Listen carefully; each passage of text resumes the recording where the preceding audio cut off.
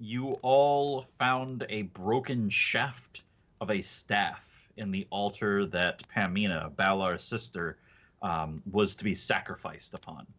Following this staff, it led you to an ice cave, a cave of a once ancient dragon from all reasonable understanding.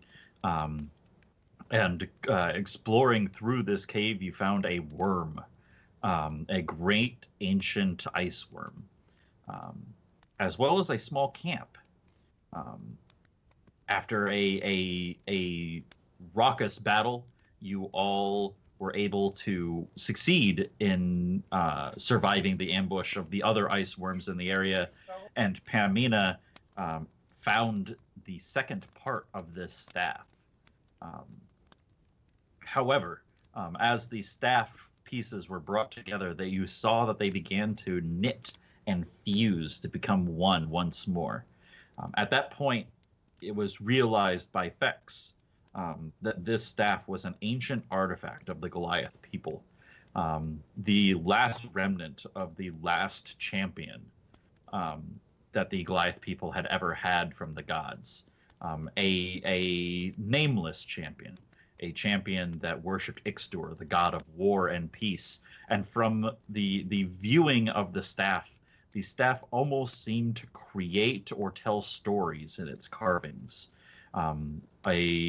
A wall deco kind of story of great battles and wars, a uniting of the Goliath people, a ancient war with the mountain dwarves over their mountain for an indeterminate purpose, and a stalemate between the dwarven champion and this spear wielding warrior. However, the story did not end there, and you followed the staff as it guided you to a small cabin. There, you met a mute woman by the name of Kire that spoke with the language of birds, which in some way the children in her care, which you quickly surmised were varying races from all over the world, and seemingly not caring what the races were, as your favorite adopted child of the cabin was a Minotaur boy. As you entered this cabin, you realized that there was great magic over it, preventing combat or danger. No spells were allowed to be cast, leaving you all feeling quite vulnerable during this little escapade. However, as time went on, you became comfortable, until you started to ask some pointed questions, and Kire began to sing a song with her melodious bird voices, which put you all to sleep. You woke the next day to find that Pamina seemed to have been unaffected by this spell that Kire had cast, and had not only been unaffected, but had been capable of learning the language that Kire speaks with birdsong, and has been acting as a kind of translator between you all. Yes, Jigglypuff. Has been acting as a kind of translator. However, the particular issue that you all had was, upon waking up, your weapons, while being given back to you, your armor being given back to you, as well as cleaned, mended, resharpened, there was the staff that was missing. From speaking with Kire, you essentially were shut down by your host, because through the basic fact of that the staff did not belong to you, and that the staff was given back to its owner. You questioned the owner. You had surmised who the owner might be, but it wasn't until a large clattering from the locked room that you were all not allowed to go into, that you were able to bargain with Pamina, allowing her to travel with you until she saw fit um, through thick and thin, unless suicidal situations occur, um, that you all that she allowed you to pass, with her acting um, quite buffoonerish, maybe a word, maybe not. Um, by acting like she suddenly had a cramp in her leg and fell out of the doorway. However, as you all move towards that door, the ancient being, and I think we can probably say ancient now because everyone knows that he is quite old.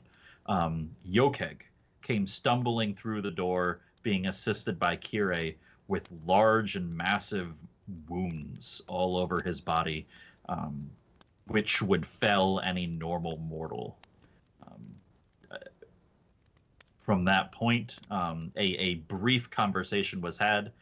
You realize that you all did not truly know Yokeg as his kind of kind demeanor, his jolly demeanor, his sing-song demeanor was gone, and instead was replaced by a Goliath accent, an age in his eyes, and coated all over his body as Valken realized was armor that had not been seen or worn by members of the Goliath tribes since the Dark Days.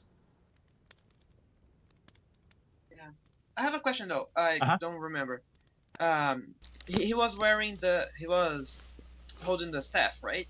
Yes, he was using the staff as like, kind of like a walking stick. Yeah, but just the staff or the full thing? Like, does it have the spearhead yet? You knew that there was supposed to be a spearhead on it, but it does not have it put onto the staff. Okay, this was the part where you realized when you looked at Yokeg and you saw the tattoos that he became a pacifist. Yeah. So there's that his whole god thing. was war and peace, right? Right, and basically, from what you gathered from Yokeg, when he served Ixdur, he served as only war, and therefore his current situation is to act as the other side of the coin, where he fought and fought and fought and fought for his god. Now he seeks to never fight anymore. Yeah. Okay. Or at least not kill. As you have seen Yokeg fight. With that being said, though, during all of that, Balar, not being quite concerned with the situation down the hall, was informed. The group was informed that orcs were surrounding this cabin, probably following the tracks of you all as you moved and wiggled your way through this journey up to this point. And Balar, talking with your sister, Pamina, quickly was able to angle herself into a understanding that the situation of combating these orcs was not suicidal, and therefore you all would have to support her as one of your party. And we left off with her using magic within this home and teleporting through shadow to the other side, outside, into I the did snow. not even together she used magic. I know you guys didn't. That's why I referenced it again. Because no one shat a brick when she used magic, and I was like, well, apparently I didn't do a good enough job with that delivery. I think you do a really good job as a DM of not like putting too much of yourself in the campaign, but you've really got a thing for really powerful younger women. I do. It's not that it's actually really funny because in my other group, they have very powerful men regularly. So they have like a character named Joshua that is like absolutely like overpowered as fuck, and I never make a character that's more than 2 levels above you. I'm pretty sure we've had our ass kicked by like preteen girls at like 2 or 3 different times. I think so, yeah. Roshi's a totally That different Italian has- situation. Yeah, she's an adult. Right. Because she owned you all. Uh, But Also, all of our characters have a younger sister who's more badass, apparently. well, we'll get to that. We'll explore a little bit of Pamina tonight. All right. Today. So with that being said, Is it just Balar that noticed that? Because we're all in talking to Yokeg? Balar is the only one that notices. Literally, Balar, you see her, you know, she has this conversation, and then all of a sudden, like, she seems to just kind of like turn to smoke, and you see like almost like a Nightcrawler X-Men poof to the other side of the window, just 5-10 feet forward, but shoot through to the front. And you see as she does so that she reaches down and opens up her hand, and a longbow appears in her hand. One thing we need to retcon is that technically I forgot to tell you that Kirei had given her clothing and armor. So she's wearing some leathers and stuff like that, but nothing, no plate mail or anything crazy like that. But she is wearing some leather, clothing and whatnot. It's like studded leather. But you see her reach down, and a bow of shadow and smoke appears in her hand, and she reaches behind her, and she draws what looks like she reaches for a quiver that doesn't exist, and when she pulls from behind her, an arrow of smoke pulls from behind her, and she starts knocking the bow. So, with that being said, Balar, you're the first one that really has any indication that things are going nuts. Yeah, I'm gonna go sprinting into the other room with everybody else. Okay. So yeah, you run down the hall, so you're kind of in that hallway area between the kitchen and this room that Kirei has said that is her own. What do you do? I imagine when I sprint in, I shoulder check into the door frame. Yeah, you definitely bump into one of the doors as you keep running. Guys, we got a problem. I'd like to roll insight. Kind of really bad. And isn't it? What now? Yokeg looks up and he does one of these fucking out with it I was talking with Pam and she took something I said a little wrong, and now she's outside with the orcs. Alright, fine. God dang it. Alright, you guys go. Yokeg, you sit down. We'll take care of this. We still don't have weapons. We don't have our armor or weapons right now. You don't. Yeah. They are near the front door, hanging from the coat hangers and stuff, if you remember. Yeah, it was really hard to get them. Yeah, can we have our things? There's Yeah. something to do. Yeah, I'd like to ask Kirei if she can let us get our weapons. She It's points kind at you of all and points an at emergency. the weapons and nods. Okay, I run over and I grab Thorgil's axe. Roll a strength check. No, I grab my staff. I know You lift it, and it feels no heavier than it has ever normally been. Okay. Alright, Yeah. we're Well- switching now. While everyone's gearing up, I'm gonna talk to you. It's seriously, you need to rest. Let us do this. If you feel like you need a help, coordinate or something, but don't overexert yourself, dude. And then I'm gonna turn and head out the door. Okay. For the course of this volume, we're going to say that you were just with the group the whole time, just not talking. Okay. Because there's no good way to bring you into the storyline otherwise. Unless I come flying out of the sky on the back of an eagle and just say, "Yippee-ki-yay, motherfucker." It's happened. They're taking the hobbits to Isengard! Yes. Only if Why they didn't have we just Beavis. take the eagles? Only if they have Beavis will I scream that. I don't even need a big eagle. I could ride like a vulture or something.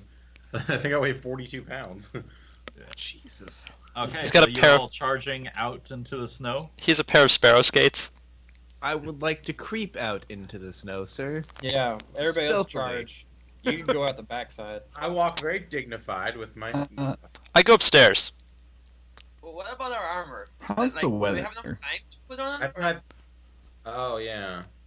I'm just in leather, so Yeah, no. You would have to figure I would- out if you want to put on the armor or not. I would like to put on my armor. Otherwise, I have my literal glass. Yeah. Gonna say- Oh, Did I actually prevent you Yeah. from lifting the armor? Yeah. Though? I thought I only prevented you from No, lifting it's the just weapons. weapons. I don't remember anyone grabbing There we armor. go. Then I would assume that you all had put on your armor. Because I think the only thing... Because you were able to walk into the house with your armor on. Yeah. During the night, you. I just took it all off of you to clean it and stuff Yeah. for storyline purposes. So I'm going to say, yeah, there was no issue with you all getting your armor back on. Technical question: have we done a long rest? since- Yes. Yes. Okay. yeah, we're all back to full. Okay, good. But yeah, Riley goes upstairs with his stuff. And Uh-huh. I'm gonna climb out the window. But you want to climb out, like, onto the roof. Yeah. Okie doke. Okay. So give me 1 second. Let me drag you all over. I think as soon as I see, Pamina, I say something like, you said you said you wouldn't be suicidal. What is this? Oh god, Did- scale is hard.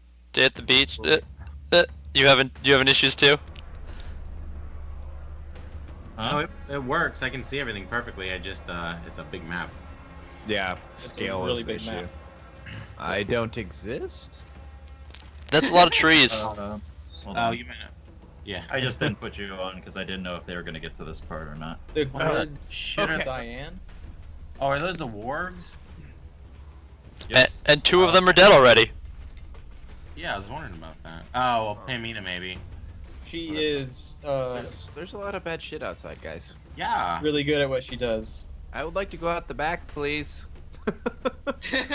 You sure about that? So Yes. so running. Okay, so Riley, for reasons, we're gonna assume that you're always on the roof as far as things go. The rest of you are technically inside the house. I just don't have ways to do layers like that. It's bullshit. That's cool. For me to do it. However, as you all charge out onto the porch or through the windows, as the case of Riley is concerned, you take note of two things. One, besides Balar knew kind of the sheer extent of orcs in the general vicinity. A, there's a fucking lot of them. And B, Pamina is much different than you saw before Valar.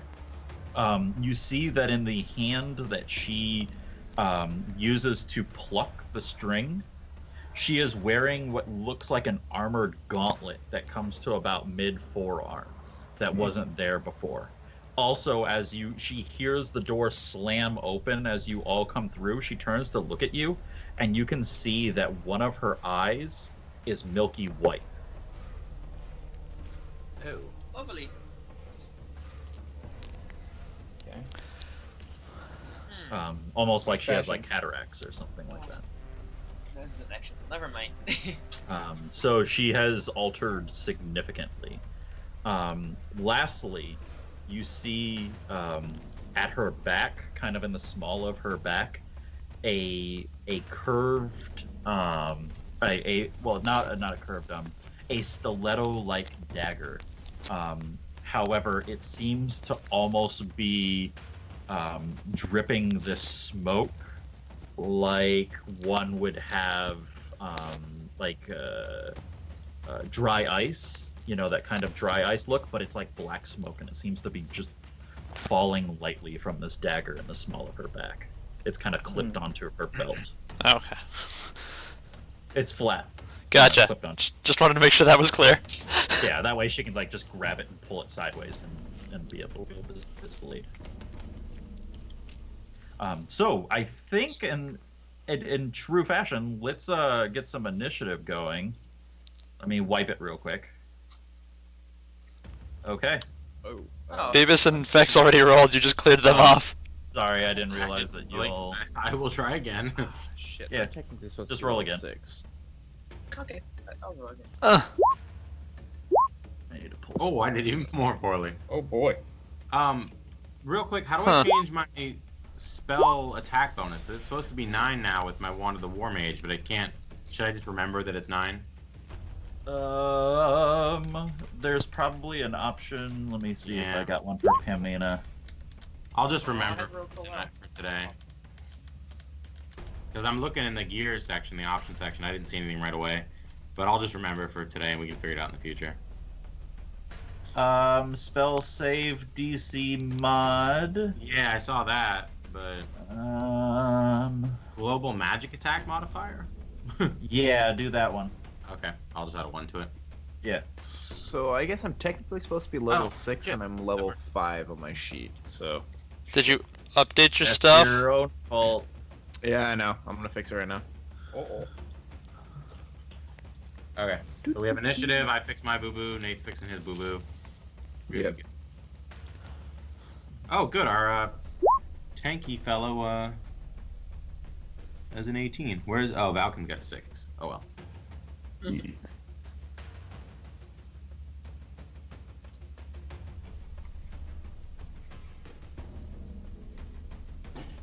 I'm having to pull a million little character sheets out. Hang on one second.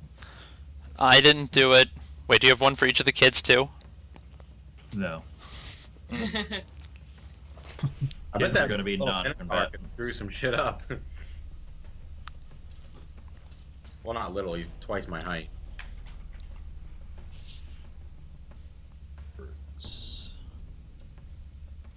Jeez.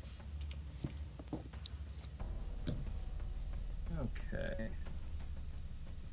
So. do this. Wow. Okay. Ooh. Okay. Oh boy. Send That it. escalated quickly. Okay.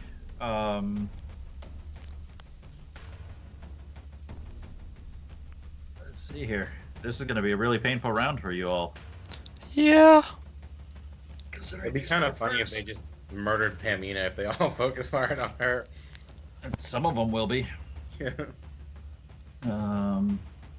He runs here. He runs there. 5, 10, 15, 20, 25, 30, 35, 40. Oh, you just rolled all the orcs as a group, not like the different kinds of orcs. They're all going at the same time. And let They're the, the orc horde.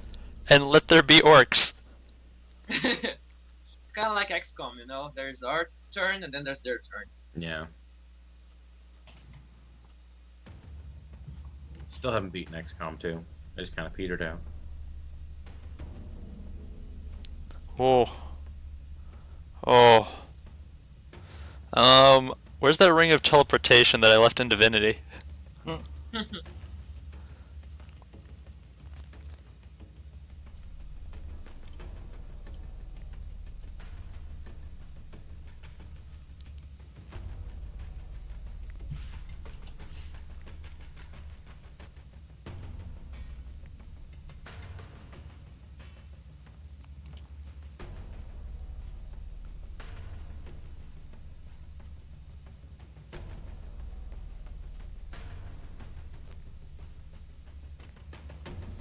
We need to drop some Hadar and some fireballs just so these turns don't take as long.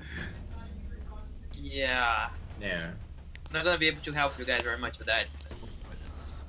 That's okay. You have a big sword and lots of armor. Yeah. That's the plan. Hmm. Okay. I think I Just got wonder all if of them. someone shoot. Okay, so let's see here. Wargs. One bite at Pamina. Holy crap. Miss. Orcs. I'll turn off 3D dice. One great X at Pamina. That might hit her. Oh, that does hit her. So she takes 10.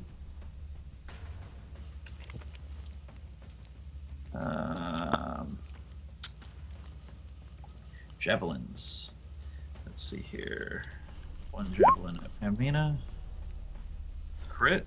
Another 10 damage. At least the damage was kind of low. Your sister may be dead. So you see Pamina. She's already apparently slain 2 orcs. There's 2 bodies lying dead in the snow, but the rest of them charge forward at the same time that you're charging out of the house. And one of the orcs, riding a warg, sweeps down with its battle axe, getting a good score across her shoulder. Another one throws a javelin, which pierces her side, spinning her around as she takes the impact. Javelins. Oh, buddy. Let's see here. 1, 2, 3, 4, 5, 6, 7, 8, 9, 10, 11 javelins. They love their javelins. We get it. Okay, we're gonna say everyone gets 2 javelins except for Riley. You get 1 because only one of the orcs notices that you're on the top of the roof. So we're gonna go Riley first with 1. That's a 17. That's a hit. Jesus, take the You wheel. take 5. Oh, Balar 2. jeez. Misses, right? 14 14 miss? Yes. Okay. Ooh. Okay, Beavis Barely. 2. Those definitely miss. Yay! Thorgil 2. 17 and a nat 20. So Ooh. nat 20 definitely hits. Damn. It's not a crit, but you do take the damage. So you take 10 piercing. Okay. We then have Valiant, 2 javelins. 10 and Miss 9, and those miss. are misses.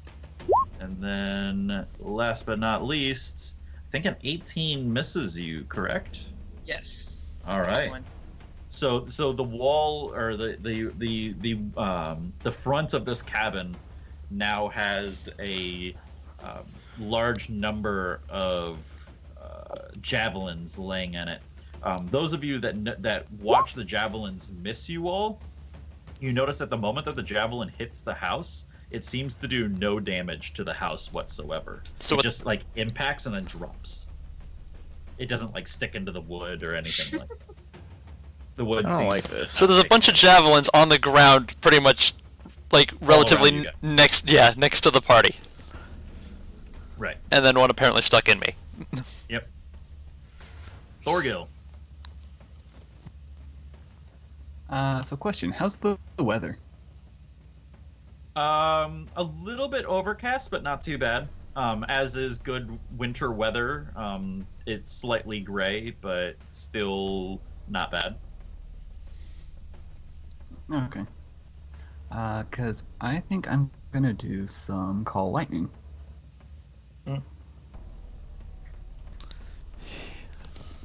Probably a good idea.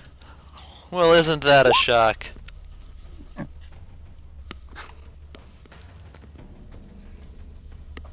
I'm gonna do that. I'm gonna hit these orcs next to Pamina without actually hitting her.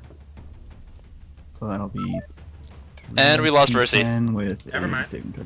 I think whenever he's alive again, if you drop it here, then you can hit blue, green, and org. It's only a 5 Oh, no, foot 5. radius, Yeah, never so mind. it wouldn't do that. Oh. Okay, never mind. See, I guess you drop it here. So you can't hit Well, I the. guess I could do a shatter spell instead. That's always Call fun. lightning's pretty badass. But doesn't it hang around and you can hit stuff every turn? Yeah. Yeah, So and my, you can target my only it. question is if I want to do that, or if I want to hit as many things as possible. Because if I do Well- shatter, that's a 10-foot radius. Yeah, but I'd save shatter till they group up. Yeah, Balar and I both have Yeah, that's fair. bigger radius spells that we can use. You can just Maybe. wreck those guys. Or since I John's could gone. just do Sleet Storm again. That didn't hurt anybody though, right? That just Or Spirit Guardians. that one just blinds people, right? Yeah, it just made everyone fall around and Yeah, Yeah, a that'd lot be of fun. tripping. for ranged attacks. Should I do a fireball on my turn, or should I do a major illusion of like a really dangerous wall in like this area so that they can't hit us with range stuff? Oh, That's I've good. just learned. I just learned how the Constitution modifier affects your health. Oh god, I'm significantly going to be less squishy now.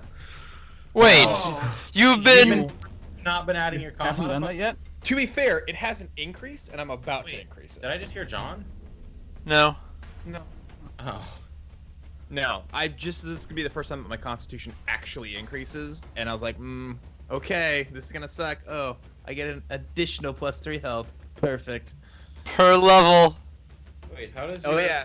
So that would be. How did your con increase at level 6? I'm doing Level 4 rogue. level 4 rogue. Oh, yeah, okay. I'm not single classed. Yeah, I forgot you were multi-classed, yeah. Anybody want to check in on Versi, see what's going on? Yeah. Oh, sorry. Is that him? Just lost power. Okay. Yeah, I was about to That's check. lame.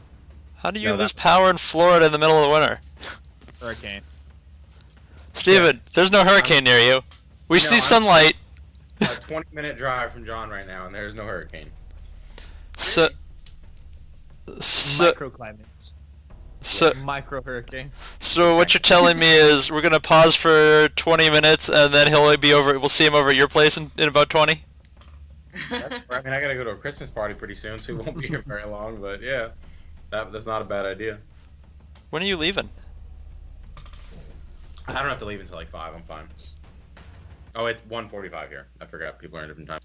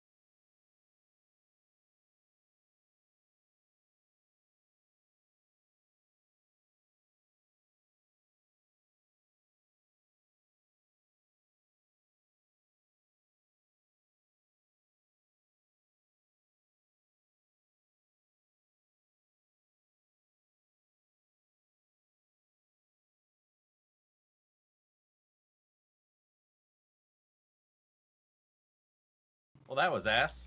Well, Good timing. What are you doing killing your power for? Oh shit. while you're away, we played a couple rounds, and most of the orcs are dead. So They didn't want to do anything for some reason. yeah.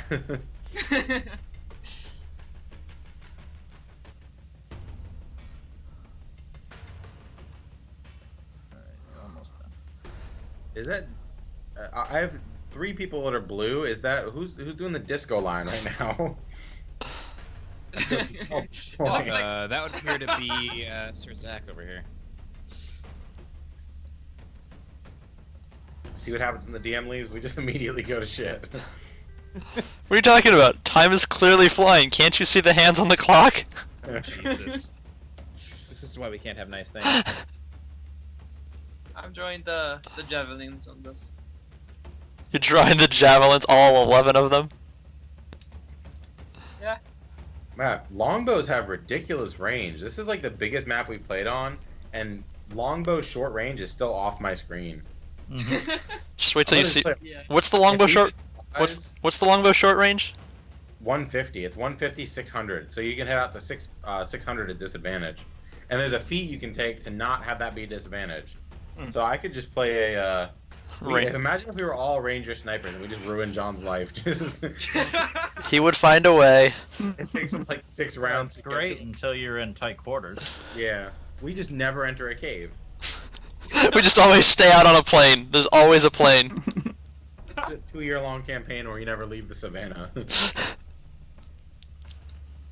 Why the shit is my armor value not updating? This is super frustrating. Yeah, the roll 20s character sheets are awesome, but there have been multiple occasions where it just Aha. takes shit and does whatever it wants. There we go. That's Oh, speaking of which, I still have mage armor. go. Which I do not have. Coolio. All right. It was trying to pull off wisdom for my custom AC. When Which I doesn't make go- a lot of sense. Mage armor, I lose 3 points, right? Yeah. So I'm at 12. Probably because of your monk level. So squishy. Yeah, it wasn't pulling the right thing. I need to do armor index or constitution index. Yeah. Alrighty. So now that the power is back on, Thorgil, what are you doing?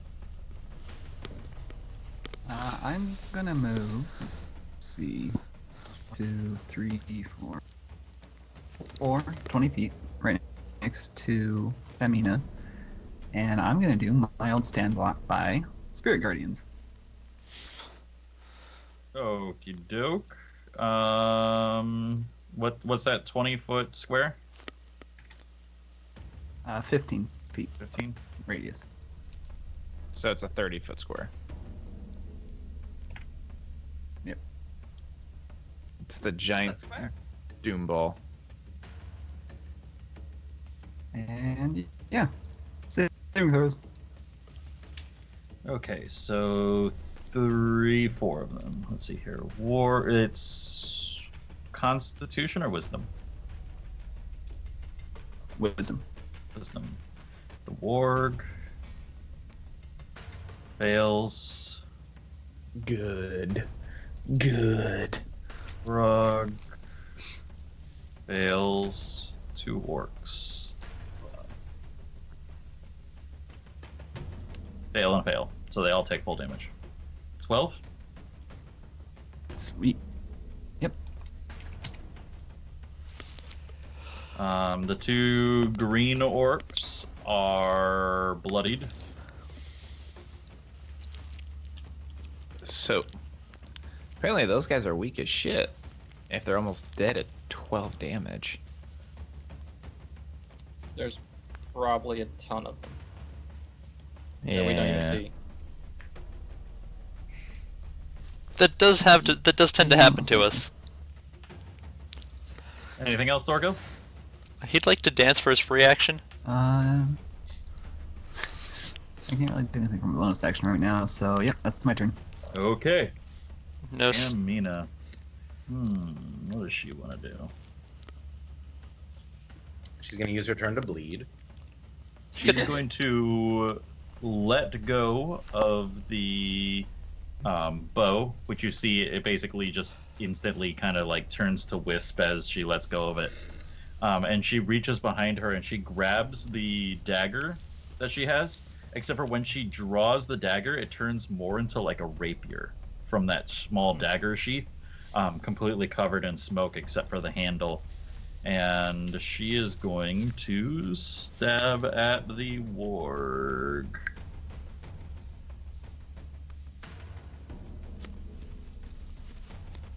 no. 10's gonna miss. Second swing. 15 hits the warg. Let me take a quick look. Technically, she is within range of Thorgil assisting her, so she'll get sneak attack damage.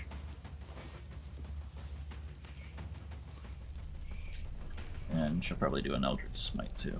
So, let's see here. Rapier damage. 9. And sneak attack. 5. She kills the warg. So the Orog now needs to make a dex check. Fails. The Orog falls off and is prone. Ooh, great. Oh. Excellent. Oh man, that means I can't shoot him. Perhaps, well, Okay, so yeah, you see her draw this rapier, and then she just makes 2 quick stabs, and one of them just catches the warg right in the eye, and she sinks it to the hilt, right into this warg, Right. and the warg, because it's still jumping around, the Orog falls off and tumbles into the snow. Its plate mail being particularly heavy on it, The orc has trouble keeping his balance and falls down to the ground. I think that's it for her. Yes.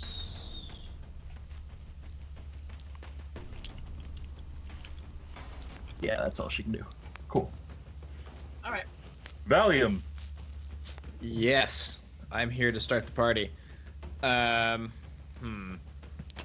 do I want to start? So is this dude over on the right side of the house technically like stabbable through a window? You're on a porch right now, aren't you? You're all on the porch. Oh, joy. Okay. That's why you all got hit by javelins. Okay. I By was very javelins. confused why I was hit with javelins inside. Okay. Shit. Okay, blue guy is knocked down but not dead. Let's go make blue guy dead. I would like to stab blue guy, please. Okay. Hadouken! With this. Ooh. Wow. Blue- I'm going to assume he is dead. Not yet, he ain't. Well, now I'm gonna punch him in the mouth. No sneak attack bonus? Sneak attack. Sneak attack. Ooh, I do. Maybe I don't have to punch him in the mouth. I believe he is dead. Deal up. Okay then, I'm gonna punch him in the mouth. A 19 barely hits him, but it does. Okay. Wow. Wait, how does a 19 barely hit? I'm so confused. He's wearing plate mail. Oh, that okay. I was like, he's on the floor. How fucking hard is it to miss? Well, you'd be surprised. I get disadvantage on my attacks on him. He is still alive. What? Oh, he wasn't the one that was bloodied. That's right. Correct. This dude up here was. Yeah. Okay. I was under terrible assumption. You. However, he is don't bloodied immediately now. regret my decision. I'm The blue glad guy he's is bloodied. now bloodied. Good. I have some saving grace for being an idiot. Hello, world. Have you met my friend?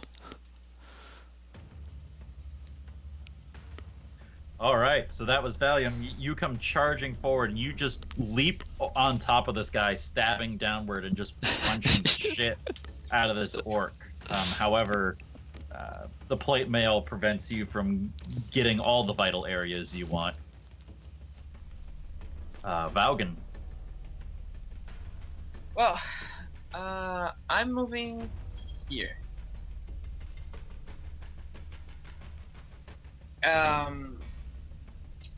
Can I use my action to tell Valium to attack? Because the wording's a little bit confusing to me. Like, do I need to be attacking someone to use that? Toss it up in the chat. Yeah, I have a look. We have the like smaller version of it here. Maybe I can look it up. Yeah, I don't think you can do that unless you attack. You have When- to attack it because okay. it's when you're using the attack action. You can But- forgo your Yeah. attack.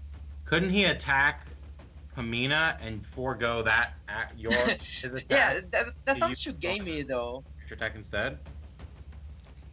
Because it does. You can attack your friends. It's just usually a bad idea. I know, but I don't know. It sounds too weird to try to attack Pamina just to give her an attack. I think what it's basically saying is that the idea behind it is that you have someone that's also attacking your target, attack the target, and you kind of give them an opening. Yeah, that's We're not how I going see it. raw. We're going. That's okay. It's not like the only thing I'm supposed to do. So Right. instead, I'm just gonna make my divine weapon thing, because that's very good too. Let's get liquid weapon. There we go. I'm just not sure what to do with my bonus action. If I give someone yeah, sure. Oh yeah, I also thought that Vulcan says a specific thing when he makes that. His prayer to Fida is like, may my blade be the shield of those who, may my blade be the shield of those who need it. and then his sword starts glowing and everything. And I'm thinking of also, what was that?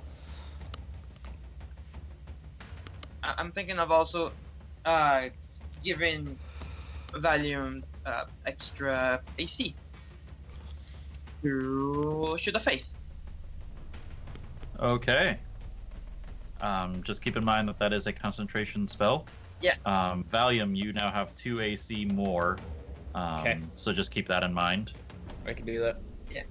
And I put my big damn shield kind of like ready to protect any of them that gets attacked. Like, I think I only have one attack. Wait.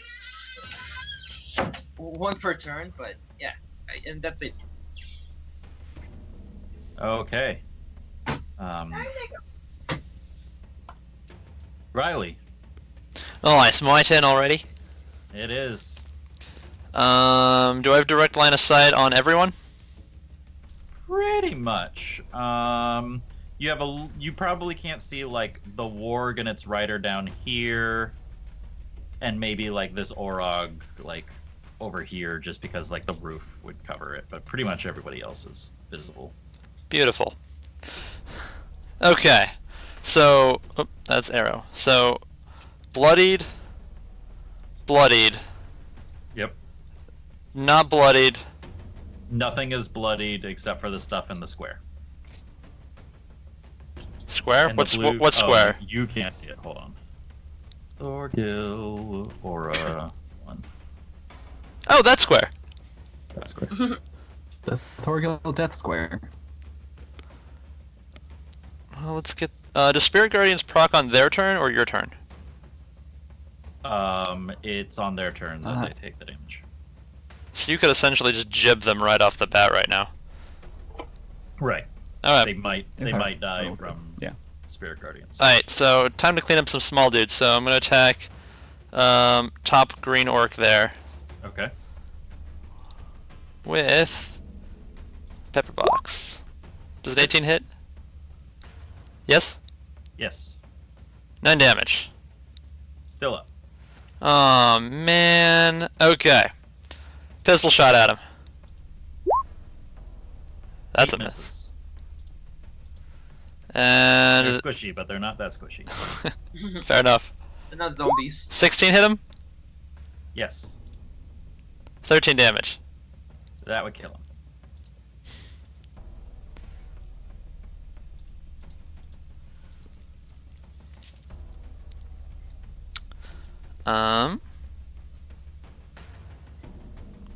Yeah, I'm just gonna hang out here. That's the end of that's my whole turn right there.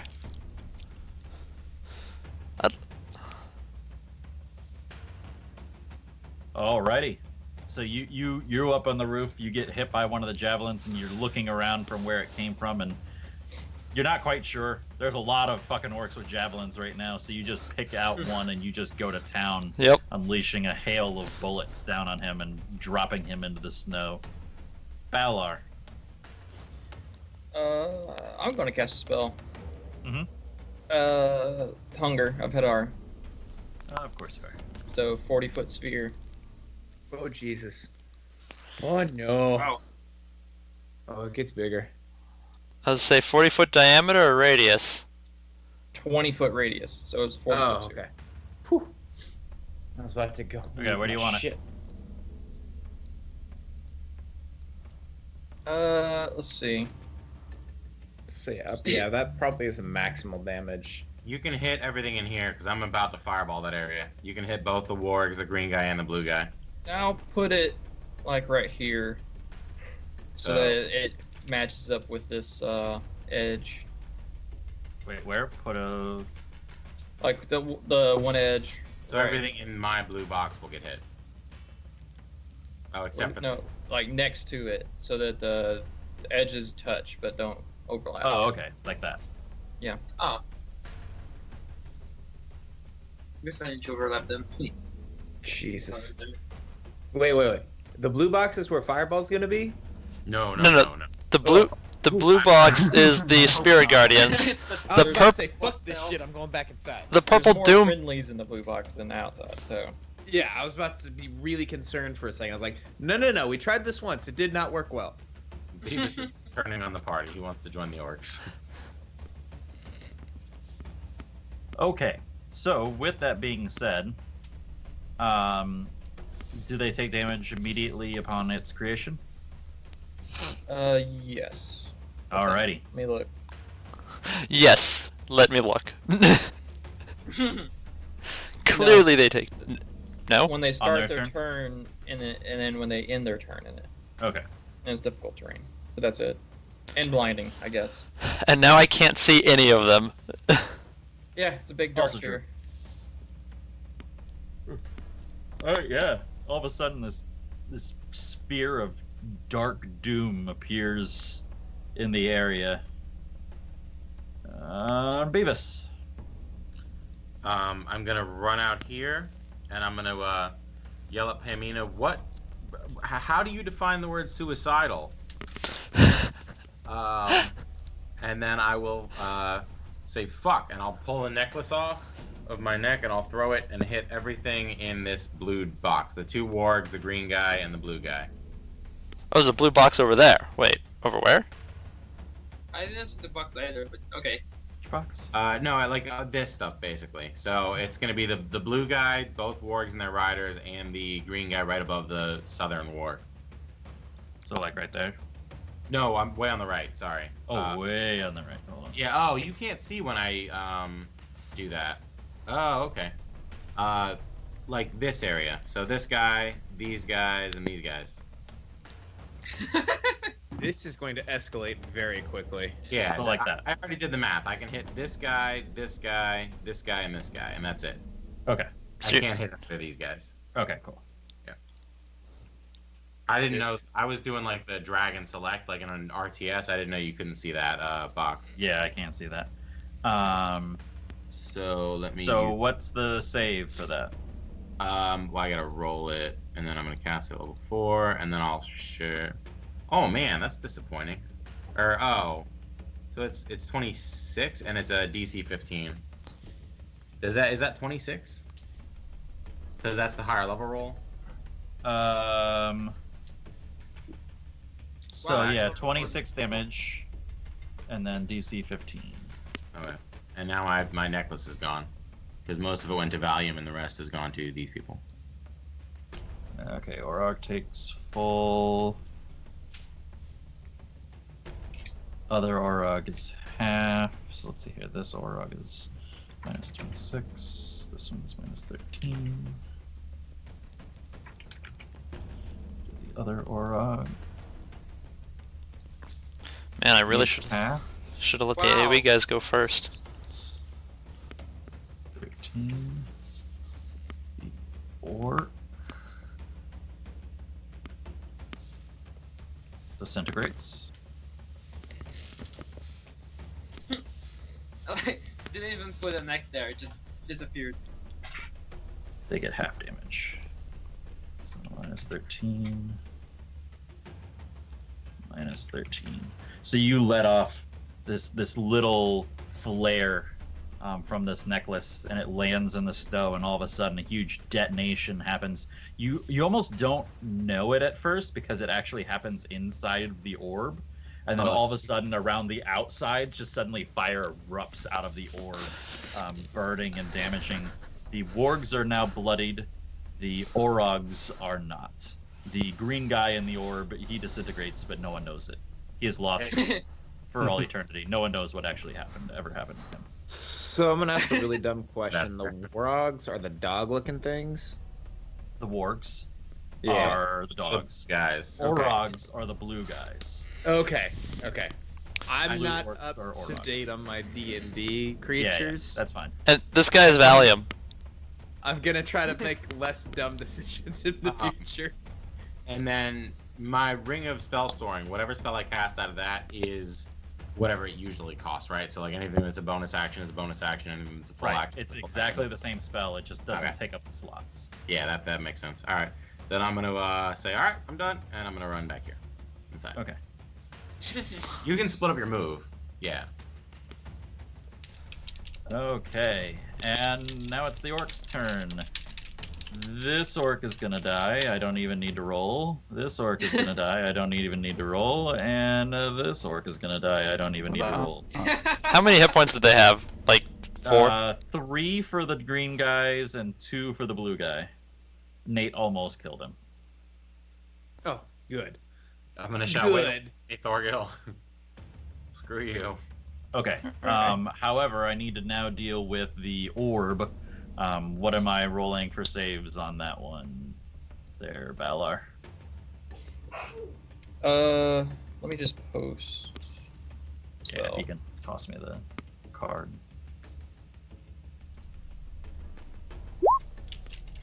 I believe there's dexterity for Start the turn. acid, 2d6. but they just take the cold.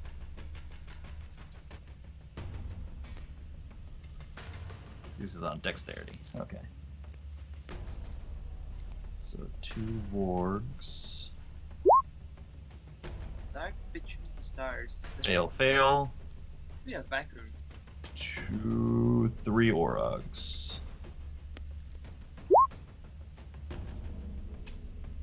Fail, fail, and fail. So roll me that 2d6 damage, and we'll see if any of them survive. It's actually let's see. Wait, okay. Well, the dexterity is just for if they end their turn in there. Oh, okay. The cold happens immediately when they Then start just their give me that 2d6 straight up then. We'll see if they get out. 7. Okay. Everything survives.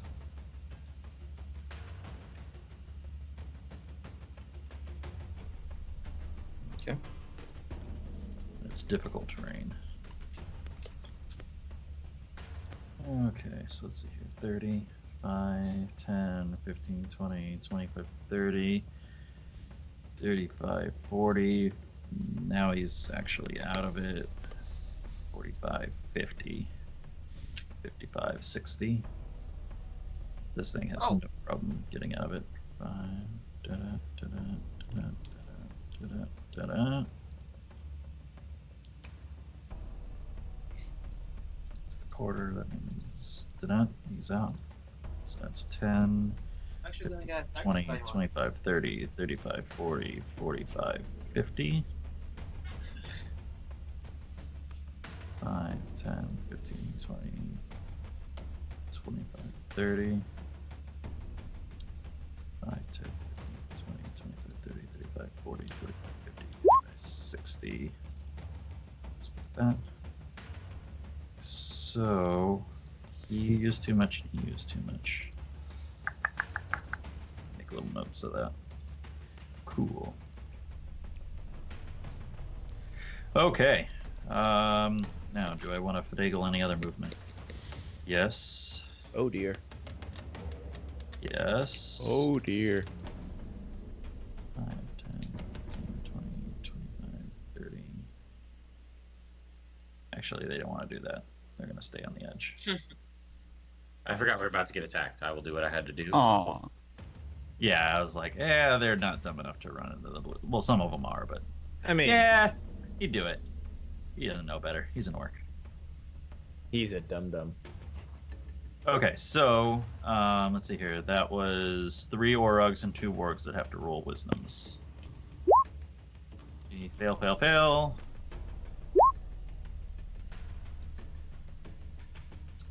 Fail, fail. So give me the damage. Okay, 15.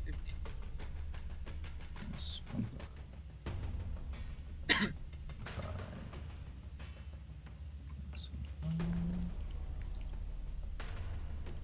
4 dies. Dex. And he falls prone. Which he'll just spend his movement getting back up. Okay. Okay. Let's see here.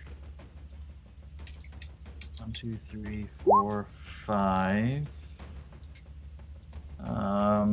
Thorgil, 5 javelins at you. At least one of them will have disadvantage. I guess the first one will have Okay, disadvantage. first one disadvantage. So 5. Well, at least I used my thing for the first time. Miss. 2 great weapon, great axe attacks on you, Thorgil. Oh, whoops. Okay. 23 and a 17. How does he get like 2 things? Great axe from this Orog is swinging at Thorgil. Oh, twice. Yeah, two strikes, okay. multi-attack. Right. It just wasn't there. Sorry. 23 hits, right, Thorgil? Yeah. Looking away. You take 8. Yeah, okay. Let's make sure that dice was right.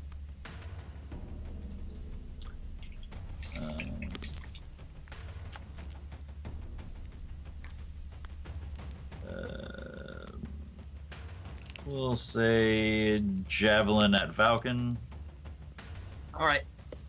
10 misses. Oh. 2 great axe attacks at you, Falcon. 21 to hit. Yeah, exactly. Okay. You take 12 slashing as one of the great axes cuts deep into your armor. And last but not least, Beavis. 2 great asses. Great axes coming at you. Can he reach me from on top of the warg? Absolutely. All right. Yeah, even with shield, which I'm not going to waste because that's a 25, he creams me with the first Okay, one. so 1 hit on you. You take a measly 6. For me, that is not measly. And the warg is going to try to take a chunk out of you with its bite. With a 14, which I think misses you. It would hit, except I'm going to use shield. Okay. Oh, wait. Did I get attacked at all during all of that? Nope. Okay. I just wanted to make sure I didn't, like, miss something. There are more dangerous targets on the field than you right now. Particularly the crazy dwarf cleric and the gnome that throws fireballs.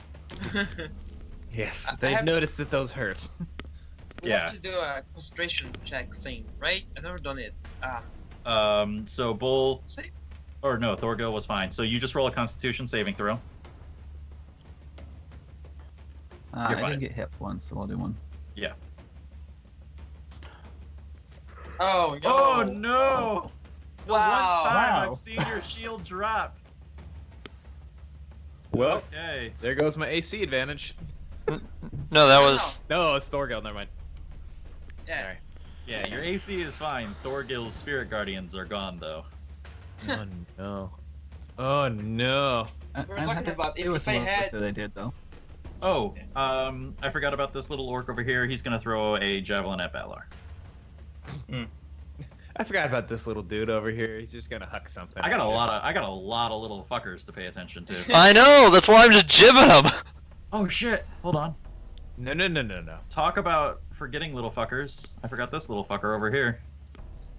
Who's this little fucker? 5, 10, Oh god! 20, Oh, he's 25, not little. 30, 35, 40. Where? And then let's just make him double move so that I can get him into the action. Oh, so 5, Where am I 10, looking? 15, 20, 25, 30, 35, 40. does he have to? I was like, does he have to run through the purple ball of doom? No. Okay. Which I'm guy? not sure how deep this porch goes. This guy? Yeah. Oh, okay. Yeah, I forgot to bring him out on the map.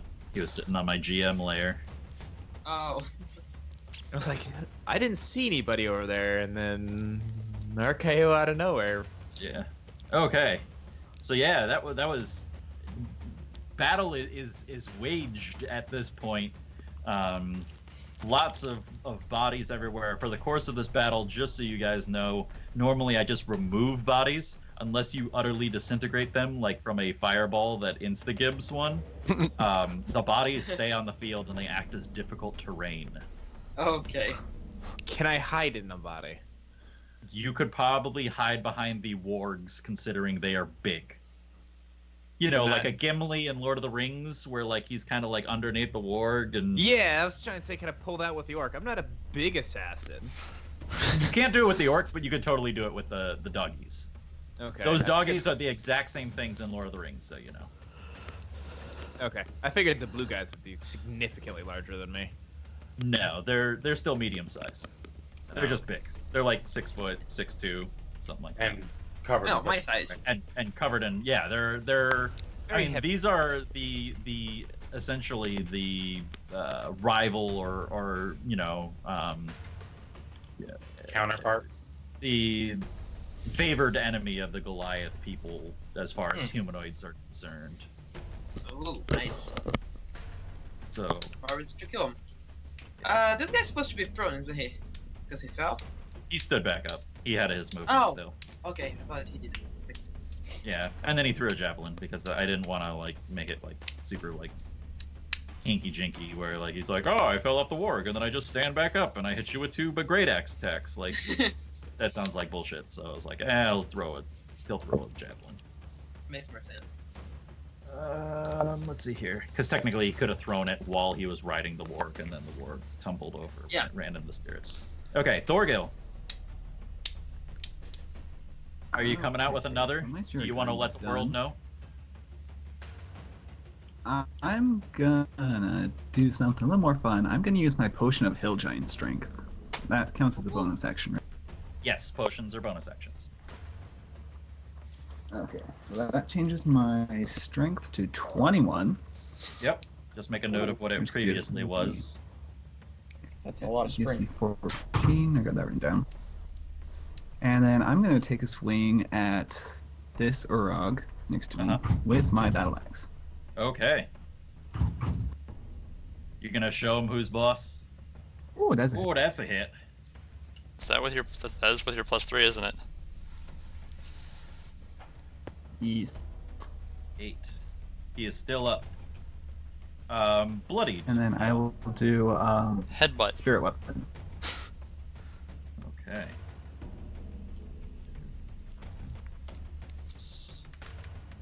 I forgot to bring Pig along. Say that Pig was left behind. Oh, yeah. Can I whistle for pig as a bonus action instead? Oh wait, no. I used my bonus action already, so I can't do spirit weapon. Never mind. Yeah, we'll put Pig like a little ways off, but Use your free say action that- to whistle for pig. Yeah, free action. Here, piggy, piggy, piggy, piggy, piggy, piggy, piggy. Sweet. Yeah. We'll put Pig over But here. Yeah, He was foraging, we'll say, when this all happened, and he's got basically double move and stuff like that. So, oh, I should have made Pig have a blue border. I'll make a blue border Pig at some point. Friendly pig versus enemy pig. So we'll say he's on your turn, and we'll give him double move. So you have control of him, right? If you want to move him 80 feet while we move onward, go ahead and do that while I do Pamina. You see where I put him? All the way down Yep, I towards the see him. bottom right. Cool. Oink, Okay. oink, oink, oink, oink, oink. Pamina is going to take a look at her spells. She's gonna stop and open up her spell book and realize, well, that's not helpful. The guys that have 1 square into the house, they're like under the overhang of the roof, not in the house. Like these guys over here. Yeah, they're basically in the overhang. Okay. Right where I can't hit them. Yeah. She is going to use a cloud of daggers. Ooh. Oh, that's what I need. Starts his turn there. So she is going to do that. I don't have an image for daggers, do I? No. We're just going to use a thunder wave and make it smaller.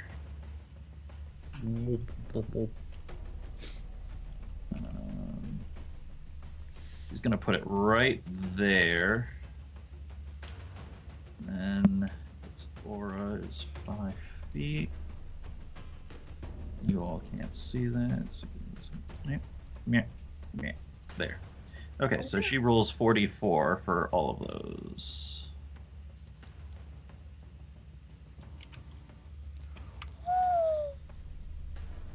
So she does 12 damage, kills the aura, or kills the warg. She just turns it into giblets, so we're actually going to remove its body from the field. Ew. Gross. You could flip in the bloody ice that's created, right? That's true, but we'll say it's fine. The other two orcs take full damage, but they are still up. This one needs to make a dex check to see if it falls. He stays up. Okay. So that was her turn. However, she is going to. She's fine. She's not going to Misty Step. That was her turn. So yeah, you see her take her dagger, and she just kind of like whips it around like a wand over towards this rapier, kind of like over towards these orcs a little ways off. And then all of a sudden, you start to see these blades materialize, moving in the same directions that her rapier is going, and they just continually make those motions over and over and over, overlapping and sliding into a blender, which these orcs and that one warg gets caught up in. The one guy formerly known as Warg. Yeah. Valium. They also Yes. take that damage at the beginning of their turn, so keep that in mind in case you're looking for targets that they're probably not the best targets to go for. Yeah. You have an Orog directly to your northwest, and you have Yeah. a Org directly to your southwest. Are any of them visibly beat up? The Orog to the top left, the blue orc, he is bloodied. The Warg is not. Okay, let's eliminate Yeah. the Orog. I would like to attack, please. Okay, Please, and you do get please sneak hit. attack damage. If I hit, minor things. Hiya! Ah, shit. Nope, that's a miss. Ah, Run Get up. away. punch him. Fuck. That is also a miss. No, I think it hit him. He just didn't care. Yeah, that's exactly what happened. Right in the It's- center of the plate mail. Yeah, Just- you're just punching plate mail. Well, that escalated quickly. De-escalated. Yeah, it's true. I guess that's the better way. I would like to ready my bonus action of Nope, JK, can't do anything with it. I lied. Okay. So yeah, you just go to town and it just skitters right off the plate armor. Pamina looks over it and she goes, "You can do better." Wow. Jesus Christ.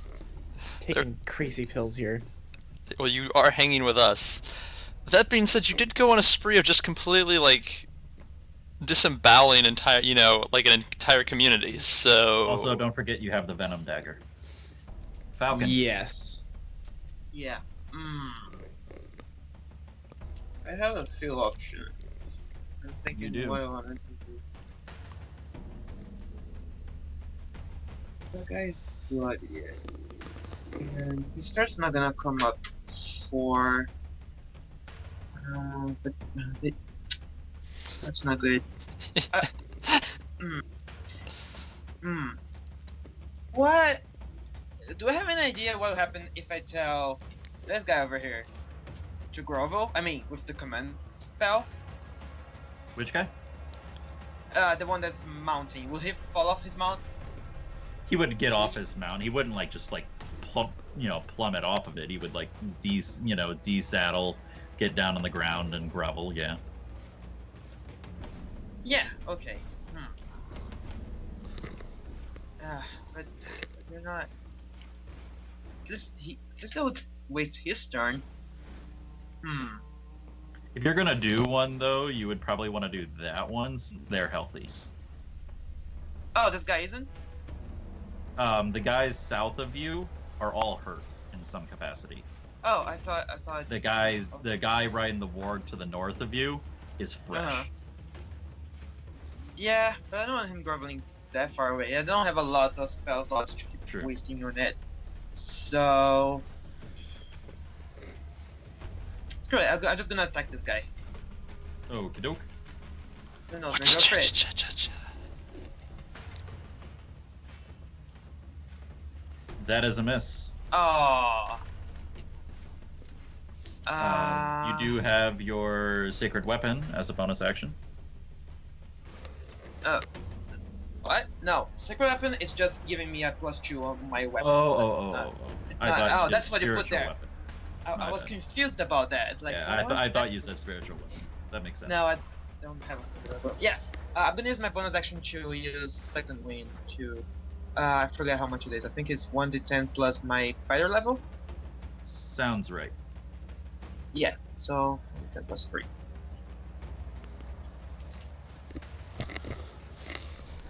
Oh, cool! I'm back full health. Exactly, even. And I'm done. Great. Yeah, you make a swing and you almost get it, but unfortunately the armor just isn't enough. The orc starts chuckling at you. Yeah, I laugh back and go like, worth your opponent, you know, I don't care. Yeah. Riley. Well, let's see. You know, this green guy all the way on the left looks pretty intimidating. Let's see about removing him from the equation. I'm gonna go with that hits. Yeah. Just a bit. 11. Still up? Still up. Hits. Dead. And then the is that it for this one? Is there only the one other green guy that's still up? Up north? Yeah, just him. Okay, well then I guess I'll go for him.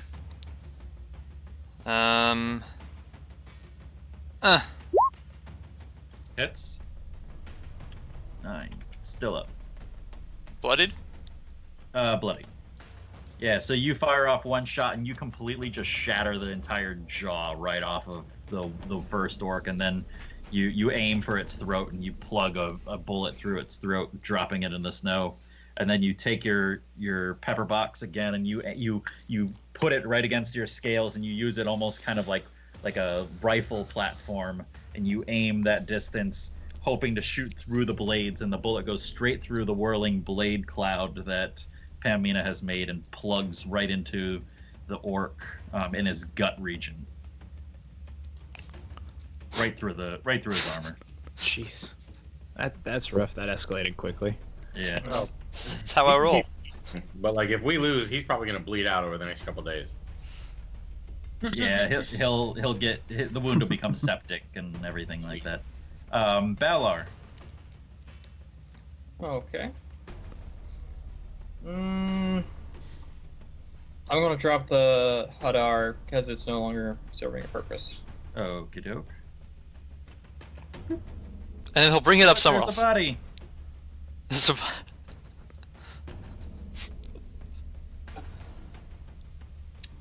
Let's see, how much would that be? Okay, let's do that.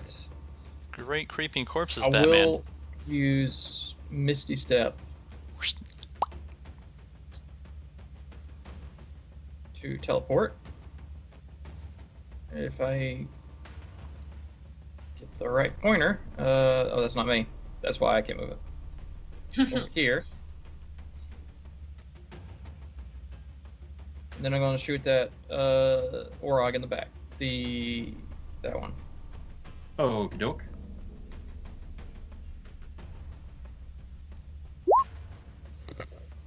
It's first attack. Oh yeah, that hits. Okay, damage roll for that. And second attack.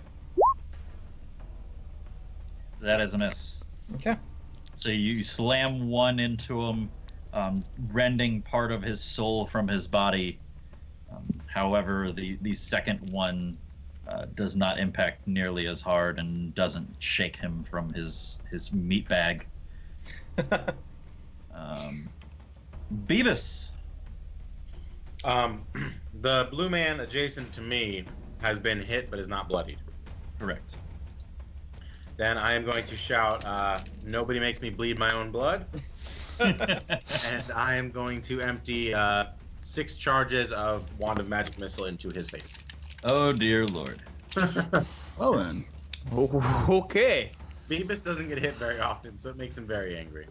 So that means that I cast it at level, each 5. level 5, okay. So I guess that's 24. Does Magic Missile do it properly? Or do we have to fix it every time? Let me double check it. 1d4. You are good. Sweet. So I 24 damage, like right on his nose, like I punched him. Except I can't reach that high, so. That's why you use Magic Missile. Mm-hmm. Very angry. I'm stamping my little feet. Yeah, it did it right. So 24. He is still up. Shit. I think I would say shit. Yeah, so he gets just riddled. His like, but like the problem is like because it's force damage, it's just making these massive dents into his armor that like hurt him, but they don't ever puncture through. So you hear like some of the bones in his ribs crack from the impact, but. You said Yeah, that for flavor. They're not resistant to force damage? No, it's just flavor. Okay. I'm pretty good about letting you guys know if something. Oh yeah, you did say you would tell us, yeah. And if I move back, they can both attack Correct. me. Both the warg and the orog would be able But to I get a could fight. move up here. Correct. That is a shift. You were fine. I will shift. Yep. It's my turn. Orc's turn. Warp, No, warp, wait. Yeah, Orc's turn. Orc. Mhm. Pamina's blades start doing more choppity chop. Yeah. Does anyone hear that lawnmower? Airplane. That orog gets turned into giblets. And that orog gets hurt, but he is fine. Okay, let's see here. 5, 10, 15, 20. Put him right there. This guy right here. Oh no. Oh, buddy. You should have flown up. I don't know why he moved there. 10, 15, 20. This is escalating quickly. 5, Wait for it. Oh, hello. Everybody wants a piece of me. Well, This one goes here. piece of. Thorgil, how you doing over there, buddy? We'll see in a minute. Well, my muscles are bulging out beautifully, so I have that going for me. Just You tore, go. tore your shirt when you drank that? You could all run inside, and I could fireball that area again. I could get, like, everything. That might have to happen. Okay, so let's see here. What Let's go opportunity? right to left. Valar. 4 great axe attacks at you.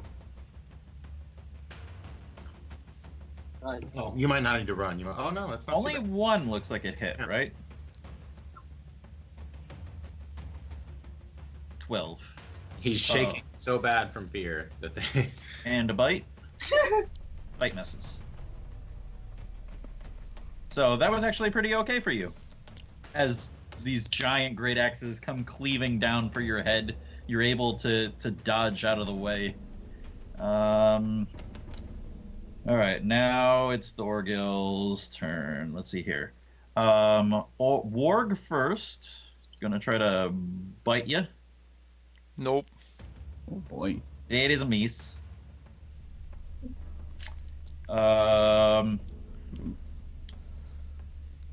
2 Orogs are going to take their great axe attacks at you. Miss, miss, miss, hit, but not a crit because of your armor. Fuck your armor. Oops. You could- That should be a 9. Best not armor a +2. ever. So 9 damage to you. Okay. Surprisingly effective.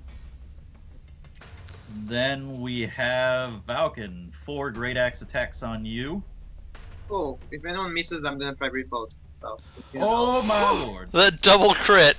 Oh, wow, dude. You're gonna get dunked So on. what's your armor? 21. Okay, so you get hit twice. One of them a crit. So 11 and 15, that 26. is 26 damage. Okay, I'm gonna use Stone's Endurance to lower that a little bit at least. It's Sure. 12 plus 2. You go Goliath feet. Plus 3. Yeah, it's 2d12 plus con, right? Yeah. Yeah. Why'd you only roll So- 1d12? No, it's... No, it's yeah. 1d12 plus 3. Oh, I thought it was 2d12. Oh, yeah. No, it's 1. Yeah, I guess that'd be pretty overpowered since you get it at like. Yeah, it would essentially negate most major attacks for 15 levels of play. Though. So, 21 damage? Is that it? Yeah. Yeah. Cool. Alrighty. Alright. Okay, hold on. I'm gonna use riposte on... I guess they're all healthy, right? Yes, the Not one... But The one directly above you is the one that landed both the hits. The one to the right of you is the one that missed both its hits. is Stone's Endurance a bonus action? It's a reaction. Oh, so Oh, it's a reaction? So I don't think... Stone's Endurance is a reaction. Oh, okay. Oh, So since you I can't didn't do... realize. that. Yeah, that's Right, what I- repost is a reaction as well. So you Yes, can't. yes. Uh, Yeah, I just didn't write down there was a reaction, but... Okay. One Orog is going to make 2 Great Axe attacks on Pamina. Oops. Great if I hit the right button. 19 and a 14. One of those hits. She takes 9. She is now bloodied. She gets hit pretty heavily in the back with an axe that she was looking at one direction and she gets hit from the other way. And Beavis. The orc is not happy with you. So the warg is going to bite you first. For 24 to hit. Yeah, that's gonna hurt. So you take 9 piercing and you need to roll me a DC 13 strength saving throw. Oh yeah, I'm really good at those. You've outstrength Thorgil on many You did all occasions. right. That's true. Wow! I'm alive. Well, You're just not prone. Prone. Yeah. Which is good because otherwise his multi-attack from the Great Axe would be at advantage if you were prone. you So could tell me two the turn two Great Axes. easily. I can. 17? One of them hits me with shield. Yeah, because I bring my up. It brings me up to 17. Okay. So 1 strick. Yeah, so I throw my shield up, and I guess it like knocks the first one, but the second one breaks through. Sure. All right, 7 I'm damage. down to 14.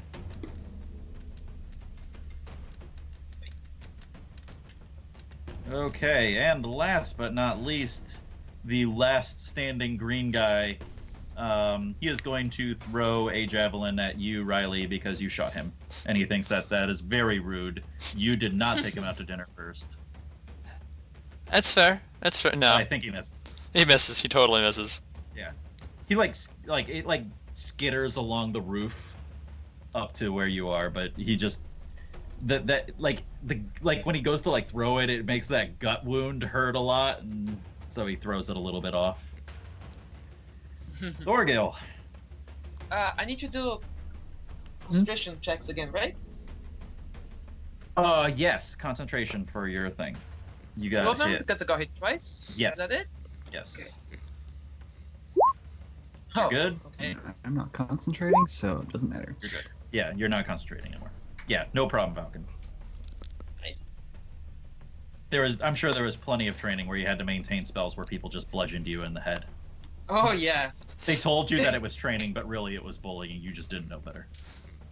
And Oh, boy, did yeah, that bullying. Joke's on them. It worked.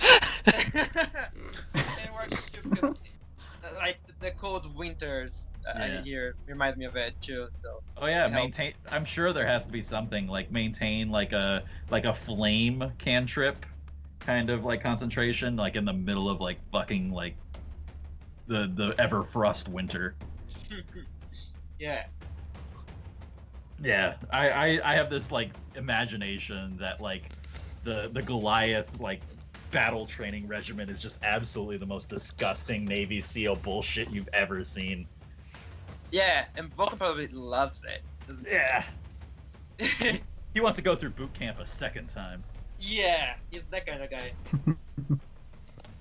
Alrighty, so Thorgil. Yeah. I'm gonna do Spirit Guardians again and hit 7 people with it. I was waiting for that. I was waiting for that. That escalated quickly. I expected that too. It's 15 radius or 10 radius? 15. 15.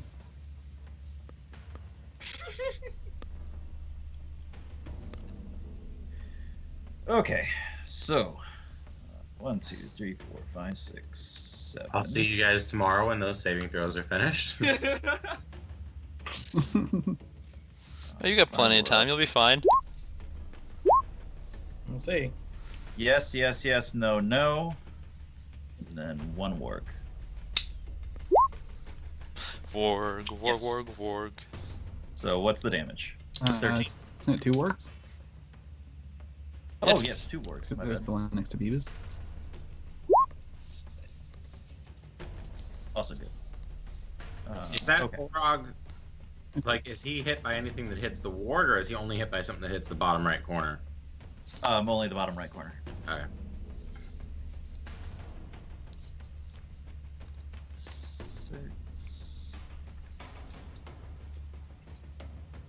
Six. 6. Minus 13. Dead. Minus 6. Okay, so you killed 1 Orog from that. Hooray. So yeah, you just suddenly And then I'm burst gonna with move. this static electricity that just fucking sizzles every enemy around you. Excellent. Beautiful. Yeah, I'm gonna have Pig move up here and dash for his action. Hey, Pig's here. About right there. Dun, dun, dun. Shoot you, motherfucker! Just this giant battle board charging through. Please tell me he's just gonna plow through everyone here in a second. Pig setting up for a charge is what I'm seeing. Just That's I know how Pig works. I know how these pigs work. He's setting up for a charge. Okay. So that was an eventful turn for Thorgil. Pamina. Oh, what is she gonna do? She's going to stab a hoe first. Yeah. So I think that needs to happen. Jabbity jab, stabby jabbity jab. Fortunately, she misses. Oh, Womp, womp, Gonna try again. womp, womp, womp. That time she hits. So the Orog directly to the left of her takes a rapier to the face.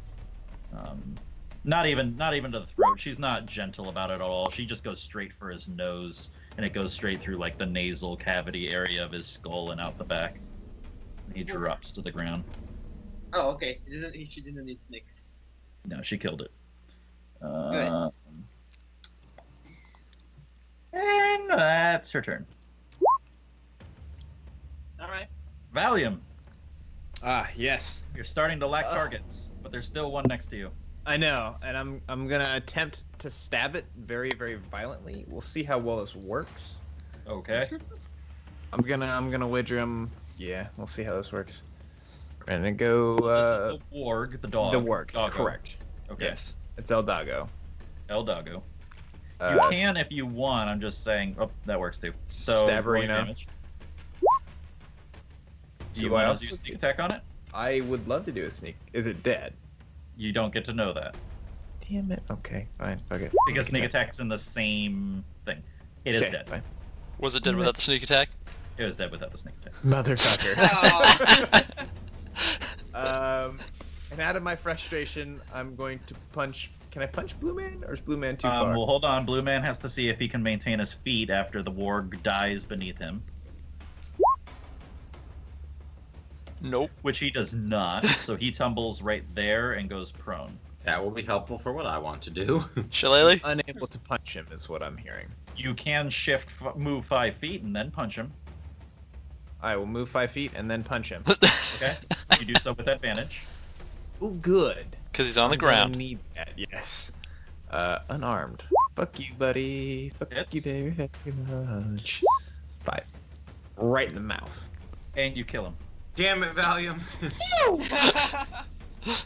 Falcon!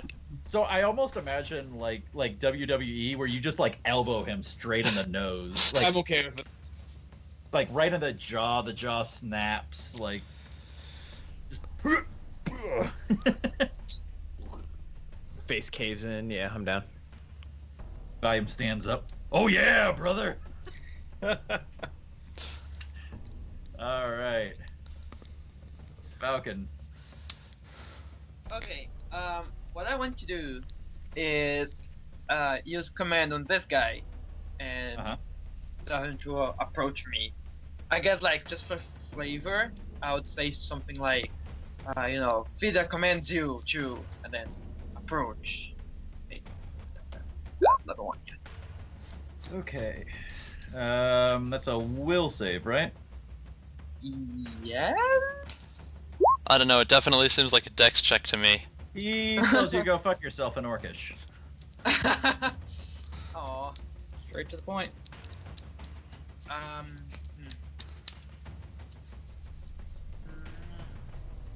Do I use Maximum Surge now or not? I've had a lot of nat 20s tonight. It's kind No, of a lot. I think I'm good then. Some of them have been on the wrong side of the dice rolls, but I'm rolling them nonetheless.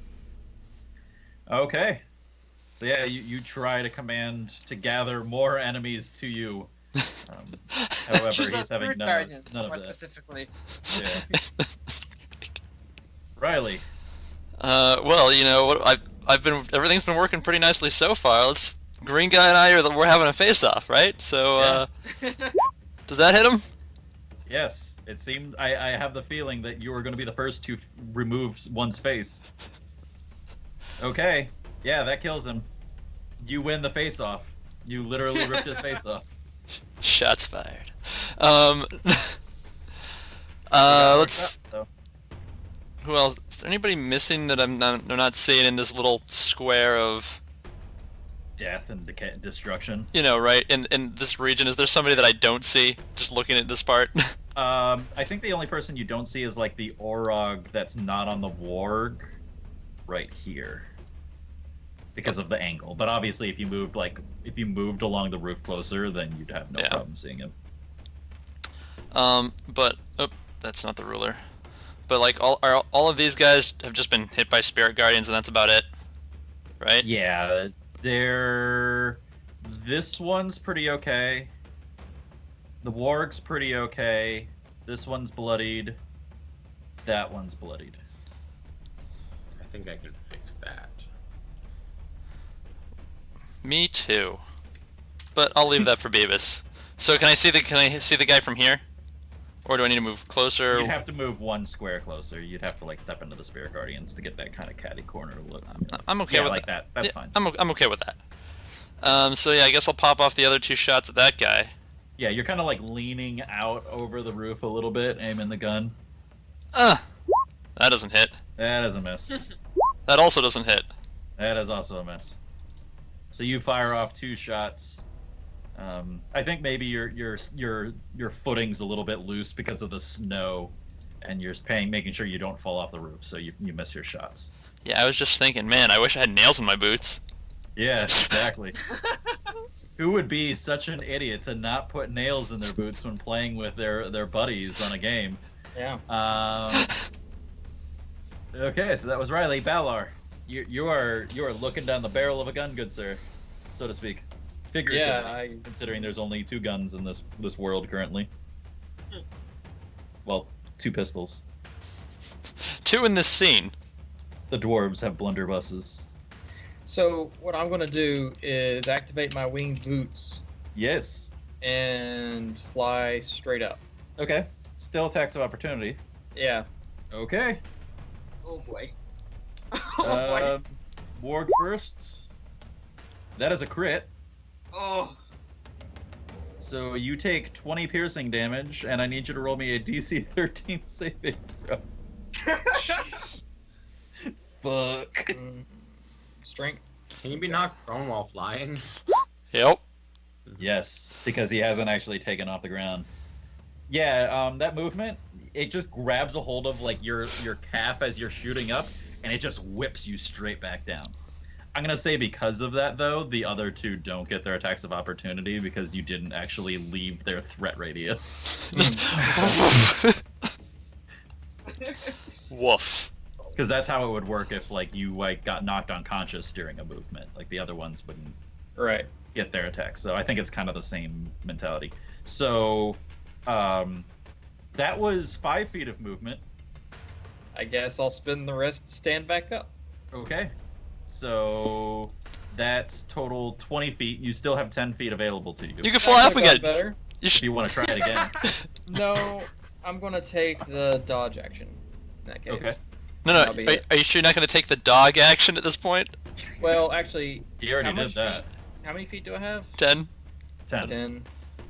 And you Uh, cannot shift because you've already done your movement. So you Yeah. can't do the 5 feet disengage. Is that still a thing? I thought that was a fourth. You can. Oh, right. Yeah, that was 4th. I Sorry, mean, I've been listening to Drunks and Dragons, and like Oh. they play in 4th edition, so like, But it's, yeah, like, messing um, with my You can rules. still with your action disengage. Yeah, it's an action you can I disengage. could disengage, but He wants like, to. am I going to be high enough if I just fly 10 feet up? Like, I don't know. Probably the Orog on top of the Warg could get you at 10 feet because like That's what I was thinking. he's yeah. standing on top of a large beast, or riding a large beast, so it's not. So I'll just take the dodge action. That's fine. Okay, sure. That'll be in my turn. I Okay. just lost half my hit points in one swing. Yeah, that was brutal. That dog just fucking chew-toyed you to hell and back. Sure did. Get wrecked. Beavis. Wait. Balor looks like he could use some help. Balor, why Yeah, didn't but- you doge? I don't know if I would be more comfortable over there or clearing out up north of us so that we can all go help Balar. I guess it's kind of the same thing. All right, I'm gonna move up here, and I am going to cast Fireball to hit these 3 fellas, and not Balar, obviously. Okay, so you're hitting the 3 There you all the way to the right. Yeah. Cool. Let me do dexes. Let me cast it up high as well, so I don't set the house on fire. House won't catch on fire. What are you talking about? Looks like the Orog riding the Warg did okay, but the other 2. Oh my. Aha! 2 Minus 6s, 34. all above average. Disintegrated. Crazy. Minus 16, 17. And a dodge action. Well, I know what we're having for dinner. Mm-hmm. Work? Pittsburgh Warg. So I disintegrated the Warg. The Orog needs the Orog prone. The Orog fell prone. And the other 2 Orgs are damaged but not dead. Correct. Alright. Both are bloodied though. Yay. Lots of damage. You're welcome, Balar. And then I will step back in the house. Or on Oh, back under the cover of the Yeah. overhang. Okay. Orog or Orky's turn. He's gonna stand back up because that'd be dumb not to. Now he's gonna break dance. Oh man, I wanted to cast Sleep. I forgot all about that. Oh well. Oh, I get excited by the idea of Fireball on him. Okay, let's start with Balar to see how that situation turns out. Yeah, let's. You are dodging, so all of these are at disadvantage, but 4 great axe attacks are coming. Wow. Miss, Hit. hit. hit, Hit 2 16. hits. 2 hits, 2 hits. 16. You Are you up? Not dead yet. I'm up. Now I'm down. Okay. How many hit points did you have before the hit? 5. Okay. Guardian Yeah, so down? those Orogs just went to town, and then the moment that you drop and they're done chopping into your body, they're gonna move forward 5, 10, 15. Oops. They'll move there. Do they take Spirit Guardians upon entering? Oh yeah, they're Spirit Guardian damage. Yes. Okay. Never mind, he's going over here. Fuck that. This guy will go in though. Good.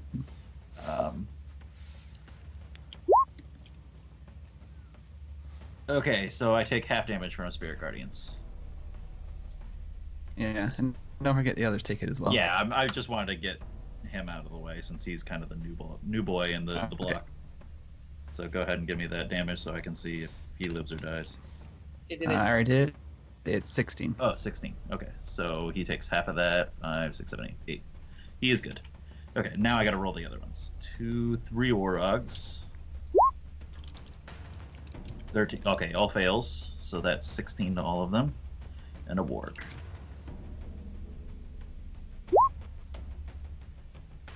Fail. Warg also fails. Minus 16. Minus 16. Minus 16. Are you just typing minus 16 into the sheet? The tokens have their own health totals, and you can just type pluses and minuses. Oh. So, like, for healing or subtraction, and that way I don't have to ever do math for this many fucking tokens. So the Spirit Guardians drop one of the Orogs next to Valken. The Warg is bloodied. The Orog north of Thorgil is bloodied. The Orog above Valken was already bloodied, but now he's super bloodied because why not? Super extra doubly bloodied. More blooded than his body has room for. Yeah. But the Warg is going to try to take a bite out of Crime, or at least Thorgil, with a 21 to hit. I think that misses, right? Don't you have 22? Hits. Oh, it hits? So you take 9. I need you to roll me a Constitution saving throw and a Strength saving throw. This is escalating very quickly. Mm-hmm. I mean, Oh, it's been here for a little while. Oh, he's prone, but the You are Spirit Guardians is prone. still up. But the Guardians are up. Well, that's great for the Orogs because that means they have advantage when they hit you with 4 Great Axe attacks. If my character has like enough time to react to that, he'll at least stop one attack from being disadvantaged. All right, so we'll make that one normal. So the first one will be normal. The other 3 will be with advantage. Thanks. So first one misses, second one misses, all of them miss. Wow. Oh, my That was for nice. it. Yes. Saved Yeah. his bacon. The one that would have hit. excellent. Thank you. So yeah, they're That's just crazy. trying and I imagine like that scene from like the Teenage Mutant Ninja Turtles where like they're like swinging the axes down at the turtle, the live action one, and he just keeps rolling and dodging. I just imagine Thorgil like rolling around in the snow, dodging these giant great axes, and the one that's about to hit him, Valken just randomly like shoulder checks the orc, knocking it out of the way. Yeah. Nice. I often picture Thorgil as a turtle. Yep. All right. I think that was all my orcs. Yep, that was all my orcs. Thorgil, you're prone and dodging, rolling around in the snow. Can't touch this. Da da da da. Oh, Da da da I'm da. gonna use Pig first. Pig first, okay. Pig sees Thorgil on the ground getting attacked by axes, and he just comes charging in. Dun, dun, dun, dun, And, dun, dun, dun, dun, hits. dun, dun. The one that's not mounted. So he Excellent. gets, let's see, charge. That's 46. Let's see where Man, he starts. Tusk luck. Charge! Oh, that's a hit. Oh, 15 damage to him. Oh yeah, Pig absolutely skewers him on the front of one of its metal capped tusks. Perfect. Like I And think then it can get skewers up him, and mount then him Pig up on the same stops, turn, and the right? body slides off the tusk onto the snow. I was waiting for it to just Fair hit Valken, and then just the body Yeah, just. right. Pig just keeps going. Falcon gets checked back because of Pig's impact. No, the hold orc. on. And I laughed because that one's the one that laughed at me when I missed him. Yeah, So- exactly. Falcon just starts chuckling. Oops. You're yeah, the bacon I can now. stand up and mount Pig on the same turn, right? Yeah, absolutely. It would be an action to mount the pig, though. Okay, I'll do that then. Oh, okie doke. Yeah, so you stand up and you're right on Pig. Hold on, let me send Pig to back one. Go. To the back. There. And that's my action, so I can't do anything else. Correct. So many You do corpses. have That's a fine. I'll just bonus wear action. the Urok And- on his fork. Well, hold on. You have a bonus action and you have your spirit weapon. Oh, I didn't actually cast Spirit Weapon because I'd already Oh, used my okay. bonus action on that turn. Okay. But Valar is down, so I will use Healing Word on him. Okie doke. You don't really have to. That's okay. He doesn't know that he Yeah, doesn't but really it's kind have of to. a close thing. Okay, yeah, he actually doesn't. Yeah. It is kind of muscle memory for Thorgil to use healing word on people. Yeah, I don't think any of us know. Although usually it's meant for Valium, so he's a little bit surprised that Valium's not the person that he has to use healing word on. You know, gotta keep it interesting. Yeah, Valium's gone pretty unscathed so far. Yes. Shh. Okay, Pamina. Because I know that will change very quickly if John has his way. Pamina steps forward. She is going to stab the warg, or at least try to. Hits. Nice. Kills it. See if Orog can stay on his feet. He does not. That means he is prone. And Pamina is then going to try to stab him, now that he is prone. Good thing that she had advantage. So she is going to do the rapier, because she has an ally next to her. She's going to get sneak attack. So that is 13. And just because she really is sick and tired of this fight, she's also going to do an Eldritch Smite on top of it all. Boo! That one damage. That cost me a spell slot. One Wow. single damage. I mean, is slightly disenfranchised with that ability now. But yeah, you see her like skewer this warg on the side of the neck. It drops, and then she sees the Orog tumble into the snow. And for the briefest glance, Thorgil, you just see her smile through the pain and blood, and she just takes this blade, reverses it, and almost seems to just sink it straight down, like through the armor and everything. It just goes like knife through butter through this armor into this Orog, and you see these black wisps of something pull out of the wound as she draws the blade free. Valium. Yes. Let's see. Also, Pamina is only one level above you guys. She is basically where you guys will be at the end of this fight. Oh. So she is merely a well-made character, not an overpowered female. She can be both. I'm gonna try to stab Sir Blue Orog. Okay, that changes what I was going to do. Ooh, actually no, I take back. I forgot there's one right next to me. Yeah. It's gonna be like. I forgot. My bad. Sure. I thought he was X'd out. My brain was really bad at. Just abandon Beebus to 1v1 the don't orc. worry. Fuck it. You have, there's an overabundance of red X's on the field right now. Yeah, I'm like, okay. That's like scanning for new targets. Okay. Let's try to stab him. I'm gonna go Nope. with no. We'll try to punch him. Nope. Okay. I am done. Clang bong. I'll give you another well, there's a chance I'll give you another chance of doing that eventually. Okay. Anyways, yeah. Falcon. So I want you to slide over here so I can be at 5 feet of all my friends, except I'm not under the guy. Oh boy. Take care of that. Thank you. No, that's right. Valken slides under the corpse. It's warm here. It's like a wampa. Hmm. And I I'm thought going- they smelled bad on the outside.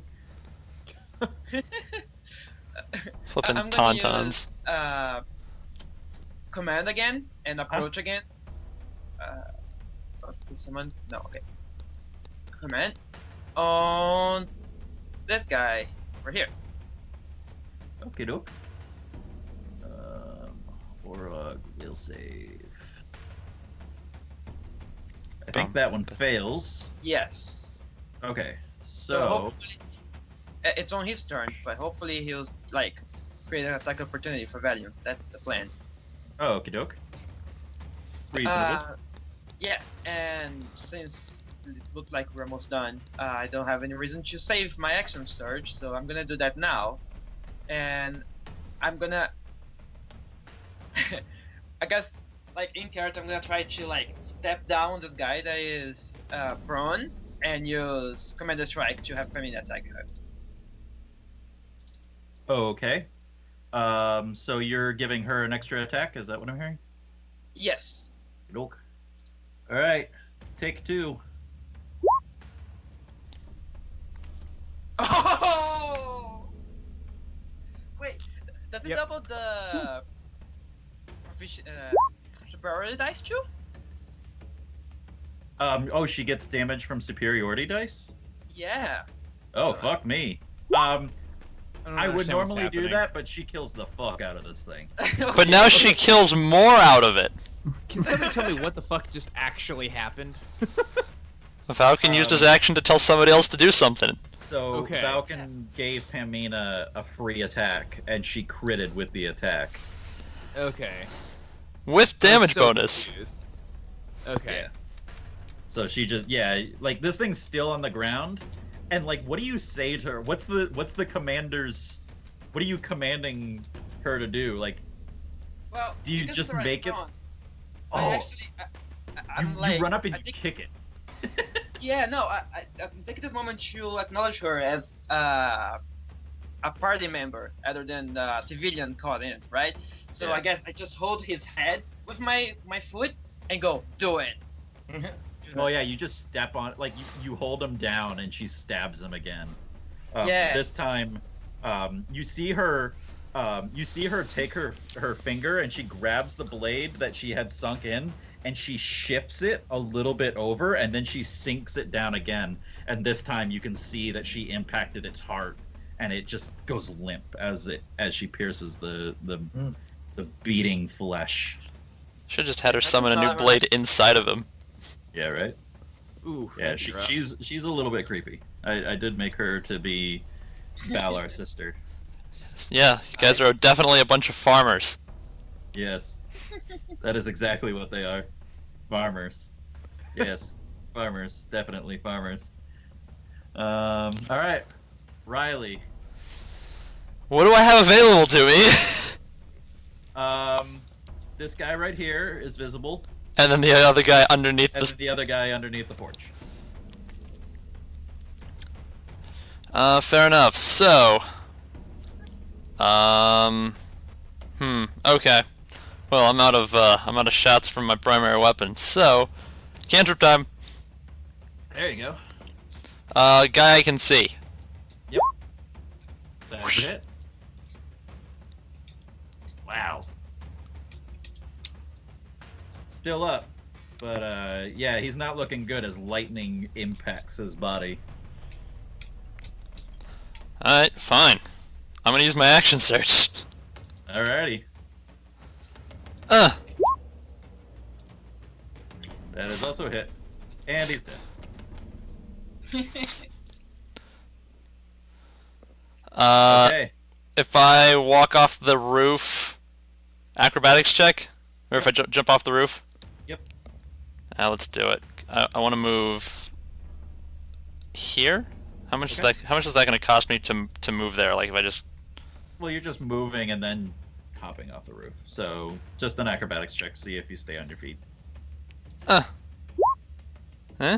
Yeah, no problem. You're not doing anything particularly like fancy. And yeah, I can't. There are too many corpses everywhere. All right. Okay. Valar. One left. Oh yeah, he's back up. That's right. I am alive.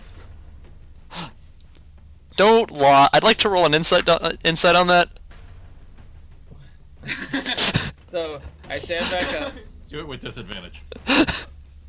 and Okay. I'll Stand shoot back the up. Orog. Okay.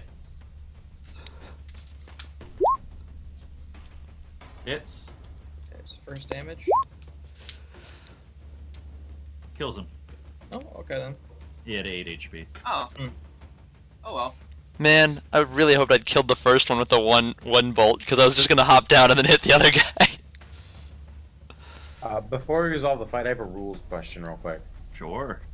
My shillelagh says that I can use my spellcasting modifier for the attack and damage rolls of melee attacks. So I know I get a +9 to attack, but does that mean I also get the 1d8 plus 9 damage? No, it's the wisdom modifier bonus. Or I mean, not wisdom, intelligence. Okay, so it's just the +4, not my whole spellcasting. Right. All right, that makes sense. So basically, it's substituting like strength or dexterity for a weapon, and instead using intelligence Okay. for it. Just specifically for the shillelagh. Yeah, Right. not my whole course. Like Pamina, all of hers is her charisma because of the way that she's built. She's a Pact of the Blade, something blade, basically. Like both her warlock patron as well as her like pact are both blade oriented. All right. So with that, let's go ahead and take our first break since we're a little over time, and we'll come back to see what happens next. All right. Okay. That fight wasn't so bad. Nah. Oh. No, I That's don't. not all of it. I didn't have any issue with that fight. We Yeah. have too many AoEs. Too bad that's only the first half. I think we should take. Nice. I think some more should appear and fight us. It's happening. Oh, That was no. that was only half of the fight. Yeah, That's why I was really excited when I was listening to you guys blow all of your action surges. I was like, yes, blow your action surges. Whatever.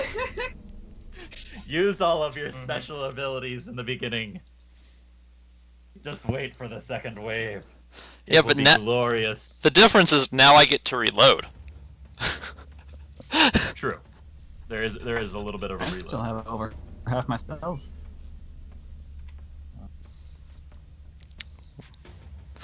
Alright, break time. Yes, 5 break time. minutes? Yeah, like 5 minutes. Okay. Yeah. 5 minutes sounds good. Shit, that fight took forever. It took a while, yeah.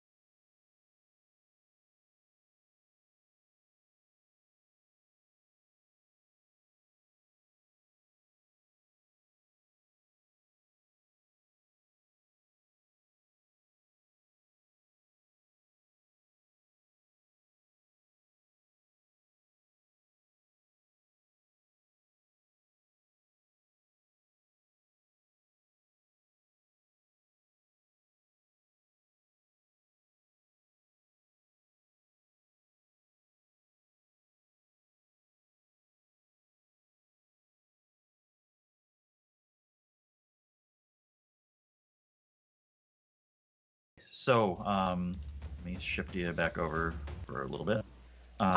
You all are now standing there in the snow. The blood of your enemies, as well as some of the blood of your own, dripping from your flesh. The snow is now crimson. It looks like a white and red Pollock painting.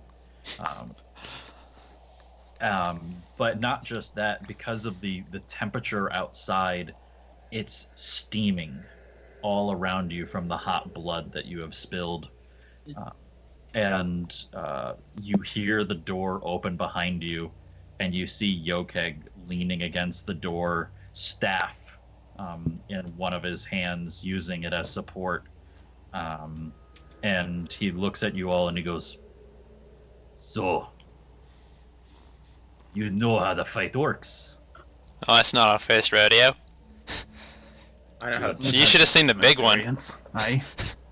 He looks out into the woodlands in front of you all, and you follow his gaze to see if you can see what he's looking at. Roll me a perception check. Everyone? Yes, all of you. That's perception. There we go. Brain. Ooh, poorly.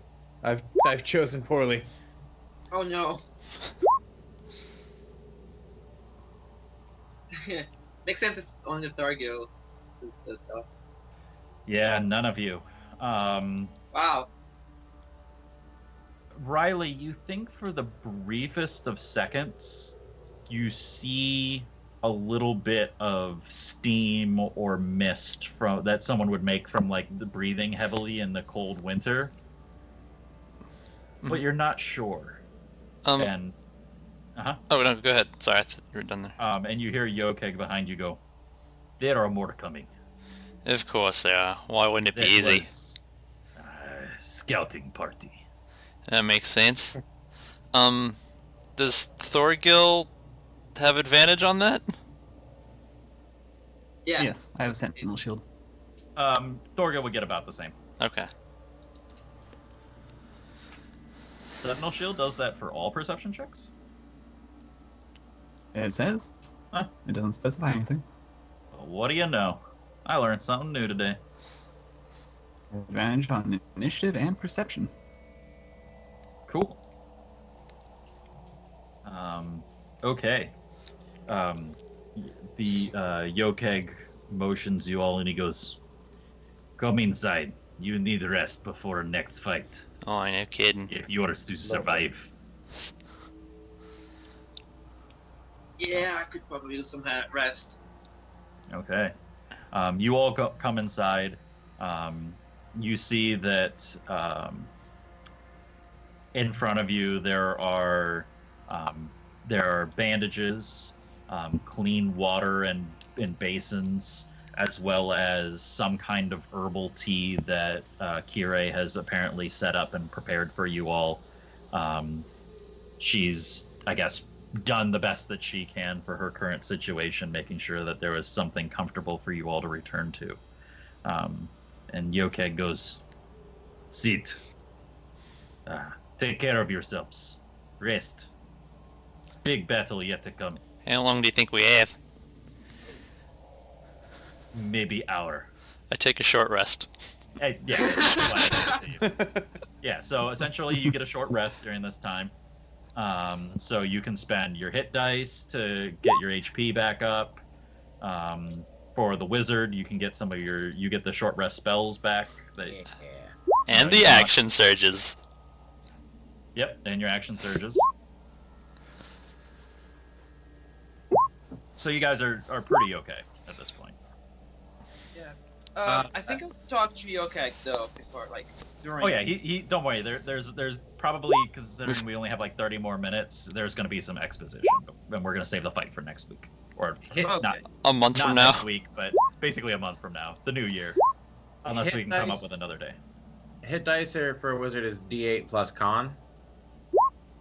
D8? I think. Yeah, D8s plus con. Oh, luckily my total health. Oh my. You should be able to just click the button for hit dice. Oh, really? Yeah. Mm-hmm. If you Click the word hit dice, and it should roll it for you. and if you have multiple classes, it'll ask you. Yeah. Yeah. Oh no! Whoa! Wow! It's just D6. Never mind. Yeah, there we go. I was like, D8 sounds really high, but maybe.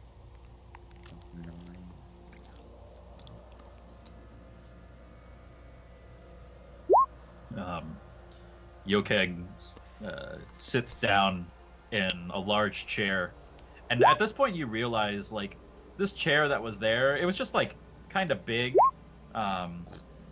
Valken had probably sat in it before, Yeah. just because there are not, as far as chairs go, Goliaths tend to sit in the biggest ones available. But now, Valken, you realize that, like, the way that he sits in it, this is probably, like, his chair, quote unquote. Yeah. Okay. It wasn't like, it's not like you, like, took his spot, because he obviously wasn't out here, but, like, this chair was built for him and for him to sit into.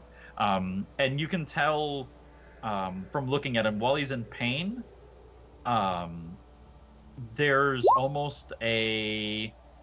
Tell you what, give me a insight check.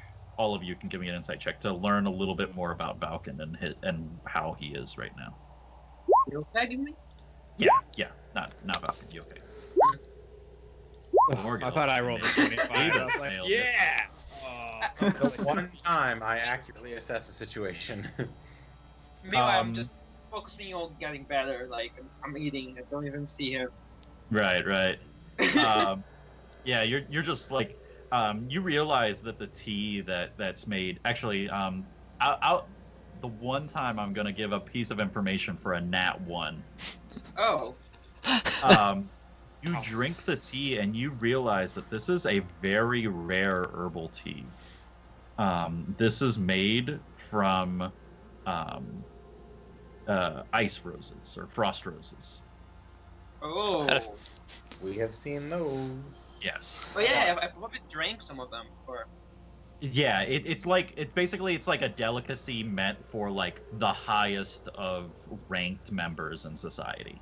yeah. So at least for you, the concept that Kire has given all of you this tea is basically an honorific to you all for protecting her home. Mm-hmm. So, but I mean, at least as far as things go, like, each cup is probably 50 gold. Yeah. Pocket change. Now that I can appreciate. Thorgil pocket change. To give you just the extravagance that this is. Uh-huh. Because it's tasty or because it's restorative?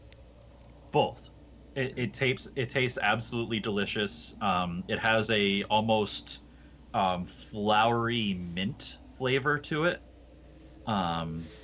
As far as teas go, it's kind of like mixing, like, evergreens with like a tulip flower. As far as kind of hints, notes upon the but yeah, it's crazy good. It feels very good. At least as far as, like, restorative properties for drinking it, it's not doing anything because y'all took a short rest, but it's aiding the healing of the short rest as far as things go. And it actually does, but it just doesn't affect you in this current circumstance. Anyways, and Valken, or God, I keep saying Valken now that I've been saying that name so much. Yokeg looks at you and he goes, "So, you saved my home. You saved my kids. We even. I answer all questions you have." Is this open ended? This starts vibrating. You see Pamina. She's been quiet since she's come back into the house. She goes, "I'll start. If you all," and she looks at you all and she goes, "If you all don't mind." Go for it. By all means. Okay, you gave me a flower, and when I needed you to come, you didn't come. Where the fuck were you?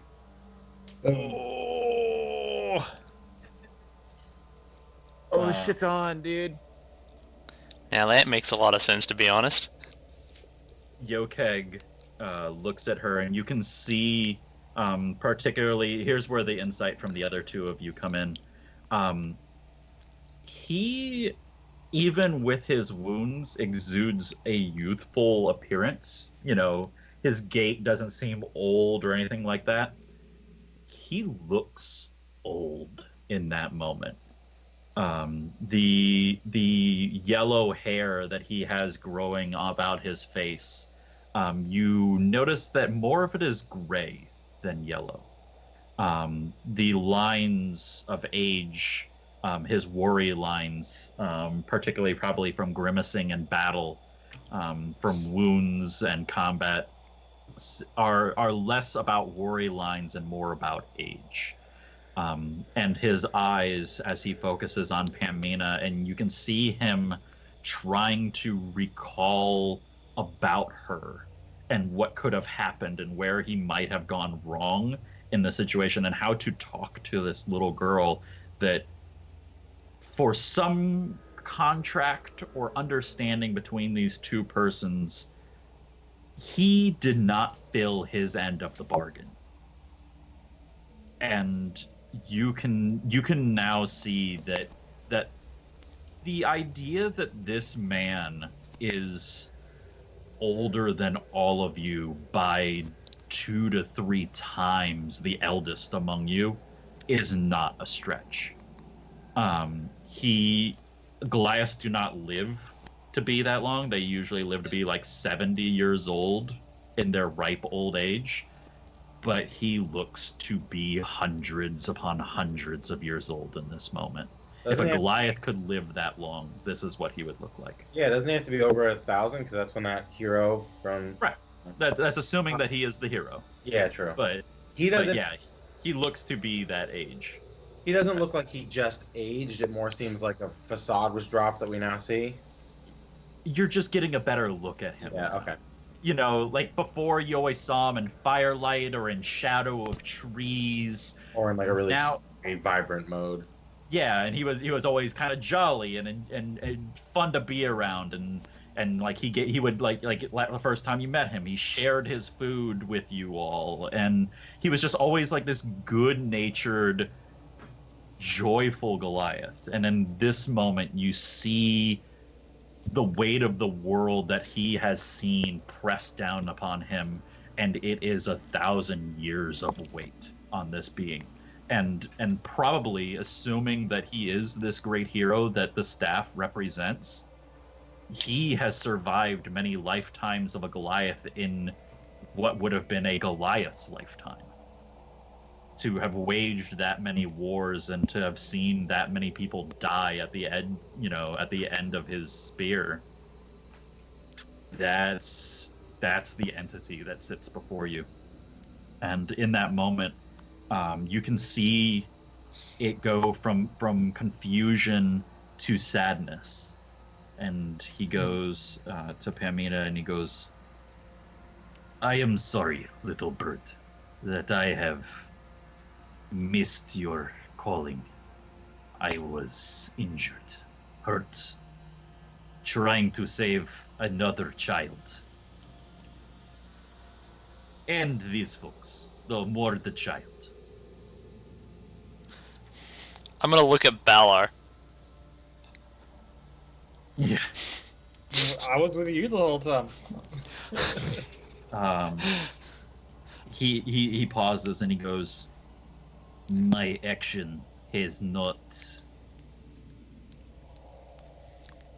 given me excuse for that. But I do ask your forgiveness in this." I whispered to Huh? Balar, "Oh, it's a real jaw dropper, ain't it?" And you see Pamino kind of look back at her saucer, and she goes, "No, that's fine. I'm used to people not being there. That's okay. I found someone else." I guess I'll ask, because he'll be dying to know, why was your staff broken and on the belly of a worm? He goes, "My staff, my spear, I should say, is what I use to try to do good. People think when they look at spear that it is merely weapon, but it is walking stick as well. The moment I realized that it did not always have to be used to stab, I removed its head. Used it to be something there to help people, to pull them back up, to be a support, to carry the weight of others, to help me travel the world and take care of the people. It broke because... And then he has that pause, and you can see that he's trying to like you can tell that he's about to lie, and then he just shakes his head. Like you all can see that he's about to lie. And then he like shakes his head and he's like, no, I'm not gonna lie. You know? And you know, as he's got that kind of like mouth where he's like as he's trying to think of something, he goes, no. And he goes, the staff broke because I broke a vow to my God. The fact that it has lasted this long and taken care of me is marvel.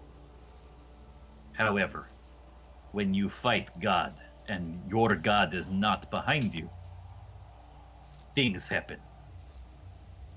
I fought Tildal in the Ironwood Forest.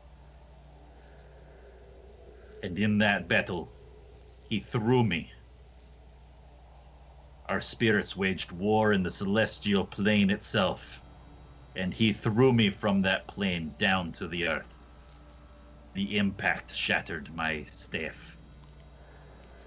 I only had part of it, not knowing where the other part went, and I took it with me, using it as a weapon.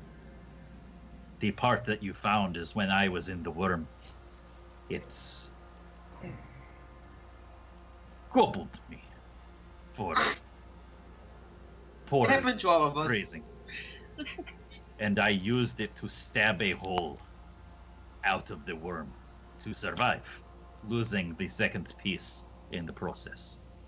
I was going to find more, or I was going to find it in the worm, but my injuries were too great, and I had to leave, find Kire. And he nods to her as you see, he points, kind of like waves a hand towards her, and you see that she's standing there, cleaning her hands with a washcloth. Make sure the kids were okay. More important than some old weapon by dead God. Dead God? Yeah. Split God, right? He looks at you, Falcon, and he goes, I am sorry to say this, young one, little brother, but the gods are no more. They have failed in their duties to the people, and their champions have cast them down. Didn't you just say you were fighting one of them? How can he be dead already? With Tildal, he is difficult to kill, being god of death. In his circumstances, you cannot kill death. So we cut him up, spread his body across Tavorel, making sure that he cannot be god no more. How did they fail? Hmm? I want to ask him how they failed. Like in what way did the gods fail? Why did you turn on them? Each of the champions, each god has one champion. I was Ixtor's champion. Each of the champions, as they waged their wars, did the bidding to their gods that had chosen them, began to realize that the gods did not care for the people. In my circumstance, for I will not speak for others, I waged nothing but war and never saw peace. I know that my actions were probably creating peace, as is the purpose of war. But me in my youth did not see that. I waged war many times, war after war, blood after blood, death after death. When I prayed to my God for guidance, asking him to let me have peace, to either let me die and him to choose new champion, or to let me return here to protect this home, raise many children. He give no answer. When I ask him when the war will stop, he give no answer. So I, with the other champions, go to ask question to his face, and he still have no answer. So I make him have my answer. Damn. And I'm assuming the other council members had their own reasons in the same vein. That was the idea. We went up, 11 of us against 10 gods. Wait, 11? Yes, 11. Why 11? when you fight gods, you being chosen, are probably at best on equal footing. No, that's not what I mean. You said each god had a champion, so who was the odd man out? Yeah, which god had 2 champions, or where did the 11th come in? Nola had 2. She found a way to have 2. Huh. We did not know this at first. She keep it secret, being tricksy Nola that she is. She wanted to always be best, be on top, be the tyrannical leader that she is. She wanted to have advantage. Easier to murder a god if you have 2 champions to go against them. Easier to have control over other gods if you hold more weight. We did not realize until we started to gather the champions, and 2 champions answered our call from Nola.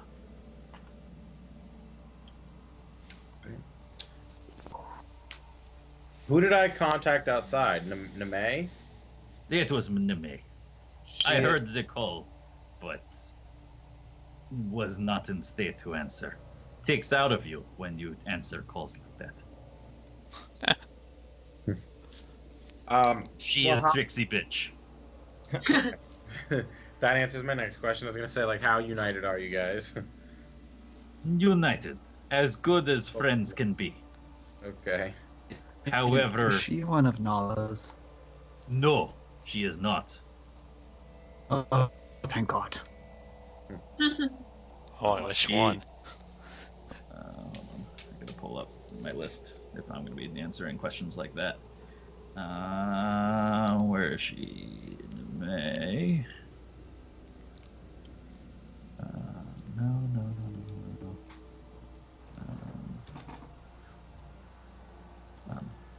She was Mira's. I think I got that right. Hold on, let me just double check. Hold on.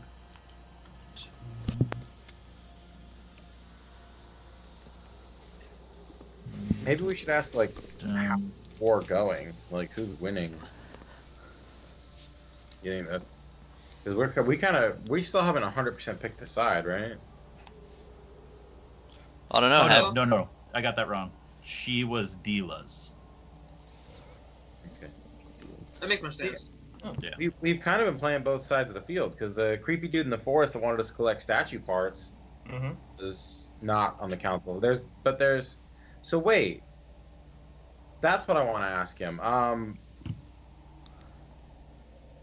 What's the creepy shadow demon dragon's name? What did he tell us it was? Anraku?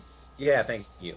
So I want to ask him how Unraku plays into all this, because why does he want us to keep Tildal split up if he's not on your side? Is he on your side? Anraku is only on Anraku's side. He was minion of Tildal when Tildal reigned supreme over death. Anraku was the gatekeeper to the underworld, the ethereal plane. So we definitely don't want to team up with Cerberus. With Anraku, his motives are unknown. However, You certainly would not want Tildal back. That's So, true. double-edged sword with Anraku.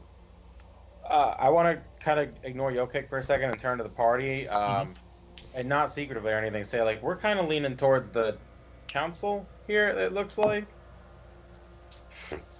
I mean, There's the pizza, Zach. I told you. I told you. I mean, I'm a paladin. I'm not sure how much my character would like to fight. Might but- have some objections. Yeah. Yeah. Yeah, I was waiting to see what the two God-fearing characters would say about all this. Yeah. So Yeah.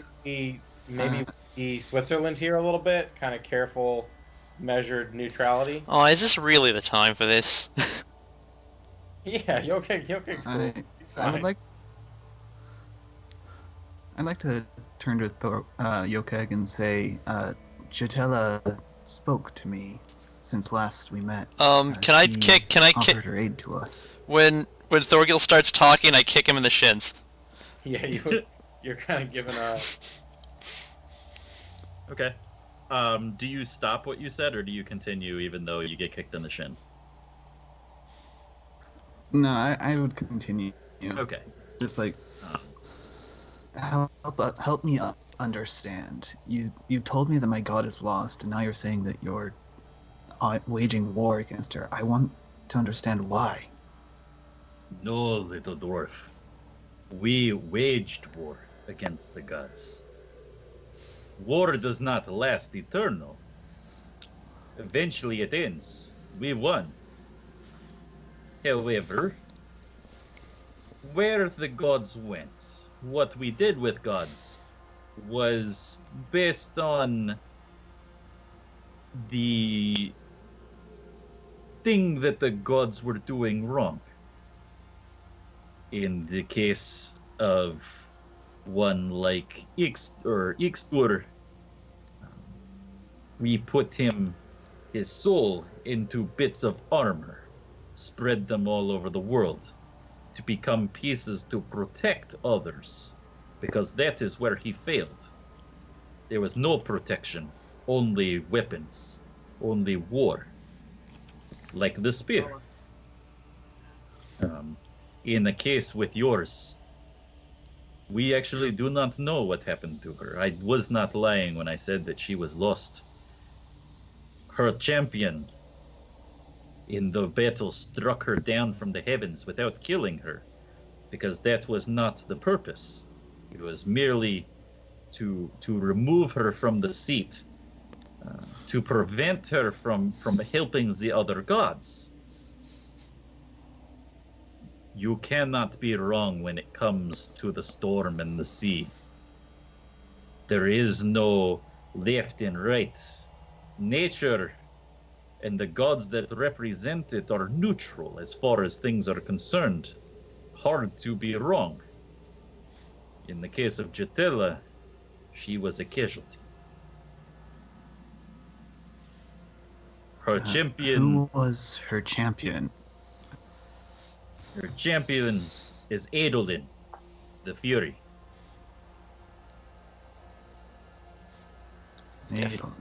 Definitely sounds chaotic to me. Adolin, very frisky wood elf. Very crazy.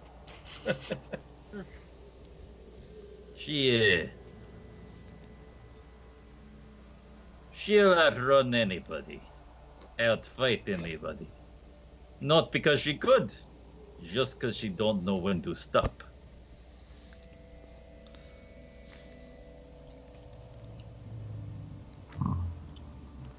Oh, As okay. for And, As for Adolin, Adolin now spends all of her time searching for Jatella.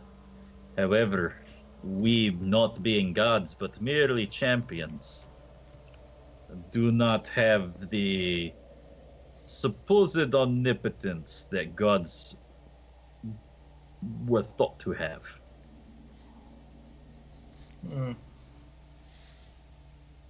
I think. Wait, I got that wrong. Hold on. Fuck. Hold on. Oh, I still got that wrong. I told you the wrong character. Wrong Wrong elf. Wrong elf. It was Ore, the Lady of the Deep. That makes more sense. Yeah. Also an elf, but not Adolin. I think Vulcan would ask, and what do you say happened to, I forgot her pronunciation. Adia? My goddess. Adia? I don't remember her pronunciation. Sorry. Oh, no problem. Feda. That's what I yeah. think you're. Because I don't think Vulcan believes him very much. At least, he's like, pretending he doesn't believe him because he doesn't want to believe, you know? Right. I think I have a different document that has all this stuff way better laid out. So give me 1 minute. Do do do do do do do do do do do do do do do do do. And he's probably not saying it, but he's just thinking, well, Feda protects me, so of course she's not gone. There we go. Adolin worshipped Feda. Oh, the other elf. The Fury? Good. So we're gonna find them. Yeah, both. Adolin the Fury worshipped Feda. Okay. So that works out then. We can basically retcon and then say, like, you know, Yeah. probably at some point you would have asked who the champion of Feda was, and there you go. Then what happened to her? With Feda, also, not bad goddess. In general, besides Nala Beach, female goddesses, they were not that bad. With Feda, we merely banished her to this plane, struck from her powers. She now is a slave in Hostrus. Good hope, though. We do not want to be a wrath, merely fitting punishment. We felt that how can a goddess that believes in protection allow for one or ones to become slaves? What kind of protection is that to be? The lizard folk out in Tosul regularly become slaves. The halflings to the southwest of Hostrus, they practically live like indentured servants under the rule of those humans. He goes, and they even enslave their own, like cannibals. That is not good for a goddess meant to protect the people. So now she must be and suffer under the same situation that she allowed to happen on this earth. She is slave. She must endure it. She must see the error of her ways. So she Orville serves. gives a solemn nod. It's kind of draconian, but So, next question then. What's with all the flowers? As I nod towards Pamina. He goes, each of the council are titled.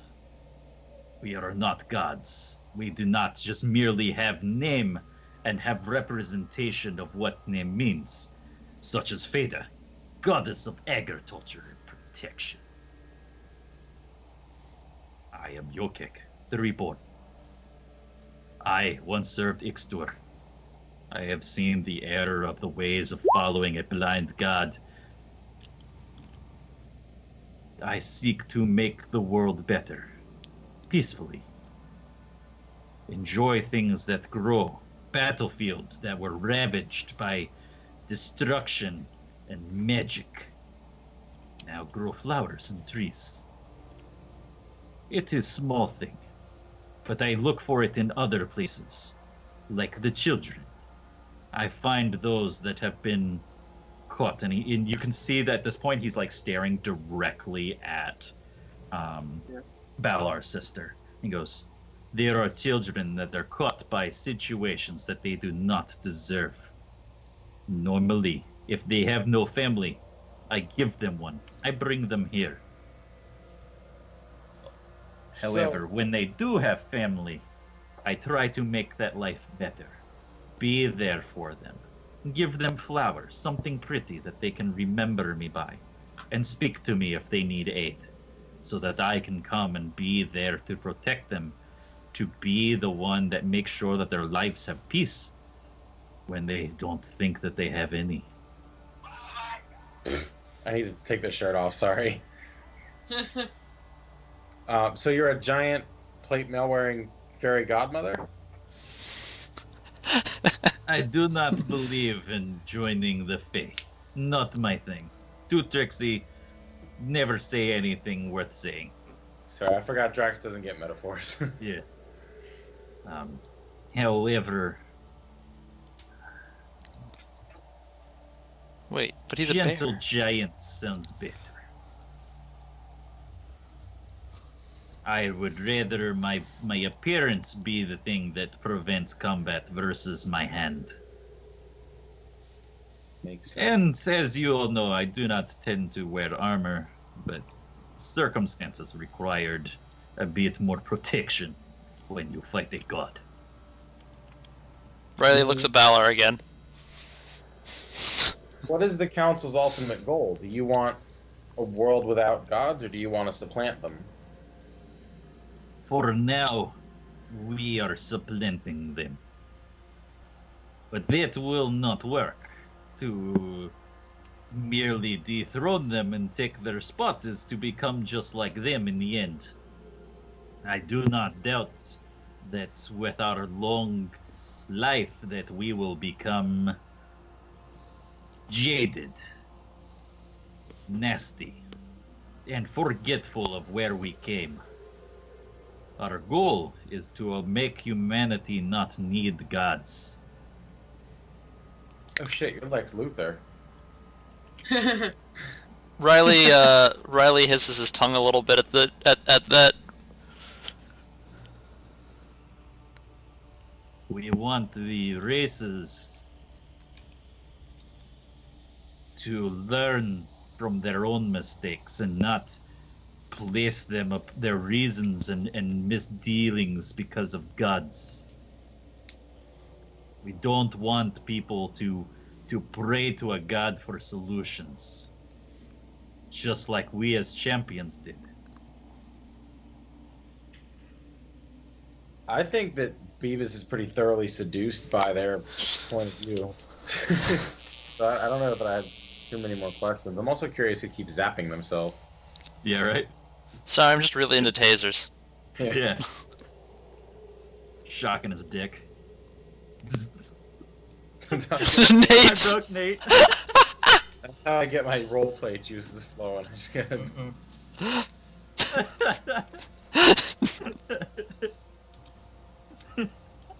That escalated very quickly. Yep. I need to shock my dick to be good at D&D roleplay. What?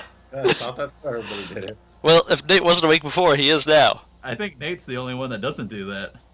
Yeah. Shock my dick to get good at D&D RPG? Yes, I do not do that. I will gladly admit that. Yeah. That's what he misses at the start of every session when he's late. Yeah, right? Yeah, I mean, I recognize this will be a schism in the party, and Beavis has not really ever been committed to any one thing, but right now he's into it. Oh, like Beavis, spit out the Kool-Aid. Spit.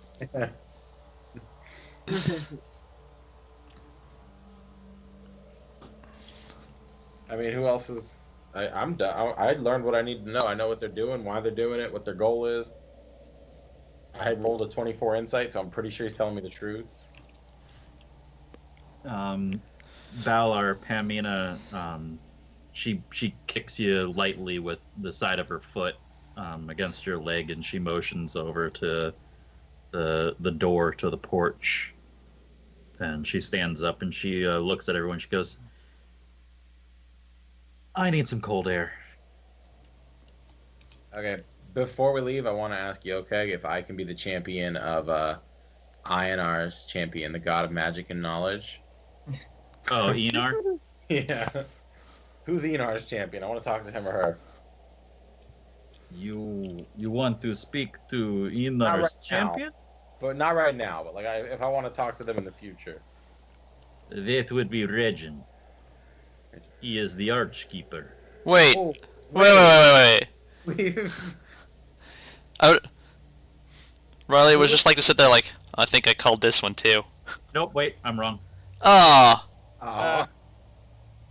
Yeah, Uh, Regin is the dude who raised the Skelly heroes. Yeah. He got the post-truce 1300 years ago with wife. That's what I wrote in my. he is not Enar's. Roshi. You want to speak to Roshi? Man, really? Yeah. Right. Okay, at this point, Riley just laughs at Beavis. Yeah. He goes, you met Roshi. She burned down the whole church. Yep. Did I you mean, not think that sounds good with to me. Enar having a symbol of flaming hand, that was not direct correlation? You know, I can be kind of dense. I'm not sure you've noticed that yet.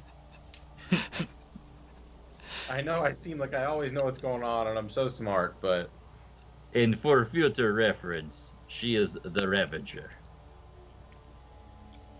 I can work with that. Just letting you know. So Beavis is gonna talk to Roshi, not now. Soon. He I'm gonna goes- slip out and follow Sis. Yeah. Yeah. But as you do so, he goes, but let me make something clear. We are not gods. We do not have champions. We do the actions ourselves. We travel Tavorel. So you can't give out like superpowers to like an assistant? We can give our weapons. We can give blessings. Yeah. We can help you if you Yeah. need help. Yeah. But the idea is not that we make you better than you already are. You need to be deserving of yourself before you get any assistance. A weapon is merely a tool for you to use with your own prowess. A blessing is merely a council member saying that we support you. Elevating your own capabilities slightly, making you notice and achieve what you are already capable of, just at a future point in time. That sounds like fine print. I'm okay with that. He nods and he goes, yeah, tricksy stuff. I'm not good with it. Let me put it like this. The power that Ixtur gave me, no man could match. I'm not a man. Neither are you. We're good. Well, you know what I mean. Yeah. But Um, Beavis is an asshole. So. yeah. He goes, No, no male, no female, no race could match. No normal person could take down dragon with one weapon and two hands. That would take two armies, maybe three. Goliaths, strongest people, could not take down that dragon without me. Not boasting, but boasting. But No, just saying the truth. Yeah. That is important. That is why we built the city on top of its bones. To make sure that all the people know that one man was able to destroy this dragon. But the people were needed to build above it. Very symbolic. I try. I am Yokeg the Reborn. Balar, you step outside towards the end of that, and you can see your sister. You see Pam, and she's sitting kind of curled up in a ball. She's like leaning against the side of the house, head between her knees, her arms wrapped around her legs. And she's just sitting there, and you can see that she's breathing heavy. um, from the entire situation. Okay, I'm going to awkwardly walk over and kind of just pat her on the back a couple times, like, there. I'm not very good at these things. She looks up and she goes, "Oh, hey. Um, do you believe anything that that lying sack of shit says?"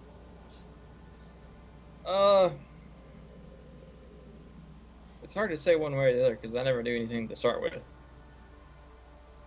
I was hoping for some older brother words of wisdom there, but cool. I got nothing. I have no clue. Not really. I don't think so. You know you have to side with him, right? Everything seems to be pushing me that way. Yes. I She got goes, this. She goes, "No, you don't understand. You have to side with him." What are you talking about? You see her shimmer a little bit, and you see her in the form that she had in the middle of combat. On her hand is a gauntlet, that's got like almost like talons for tips of fingers. Mm-hmm. And her right eye is milky white. She goes, and she reaches behind and she grabs the dagger and she goes, "I have parts of the gods." What? Are you? He did mention something about turning it into armor. She waves the gauntleted hand at you. Wearing Ixter? The glove. And she points the dagger at the eye and she goes, "Tildal." She waves the dagger. She goes, "Nala." Oh boy. Okay. Did he give you those?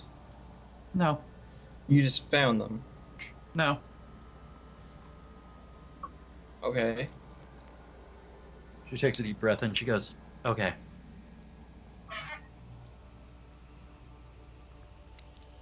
I needed Yokeg to show up, and he didn't come. Mm-hmm. But Akatai did. She's my patron. Okay. I believe her- Akatai is the 11th. The 11th champion? Right. Okay. And she gave you those. Right.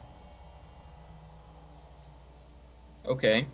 But you need to understand, Valar, you can't just rip out my eye.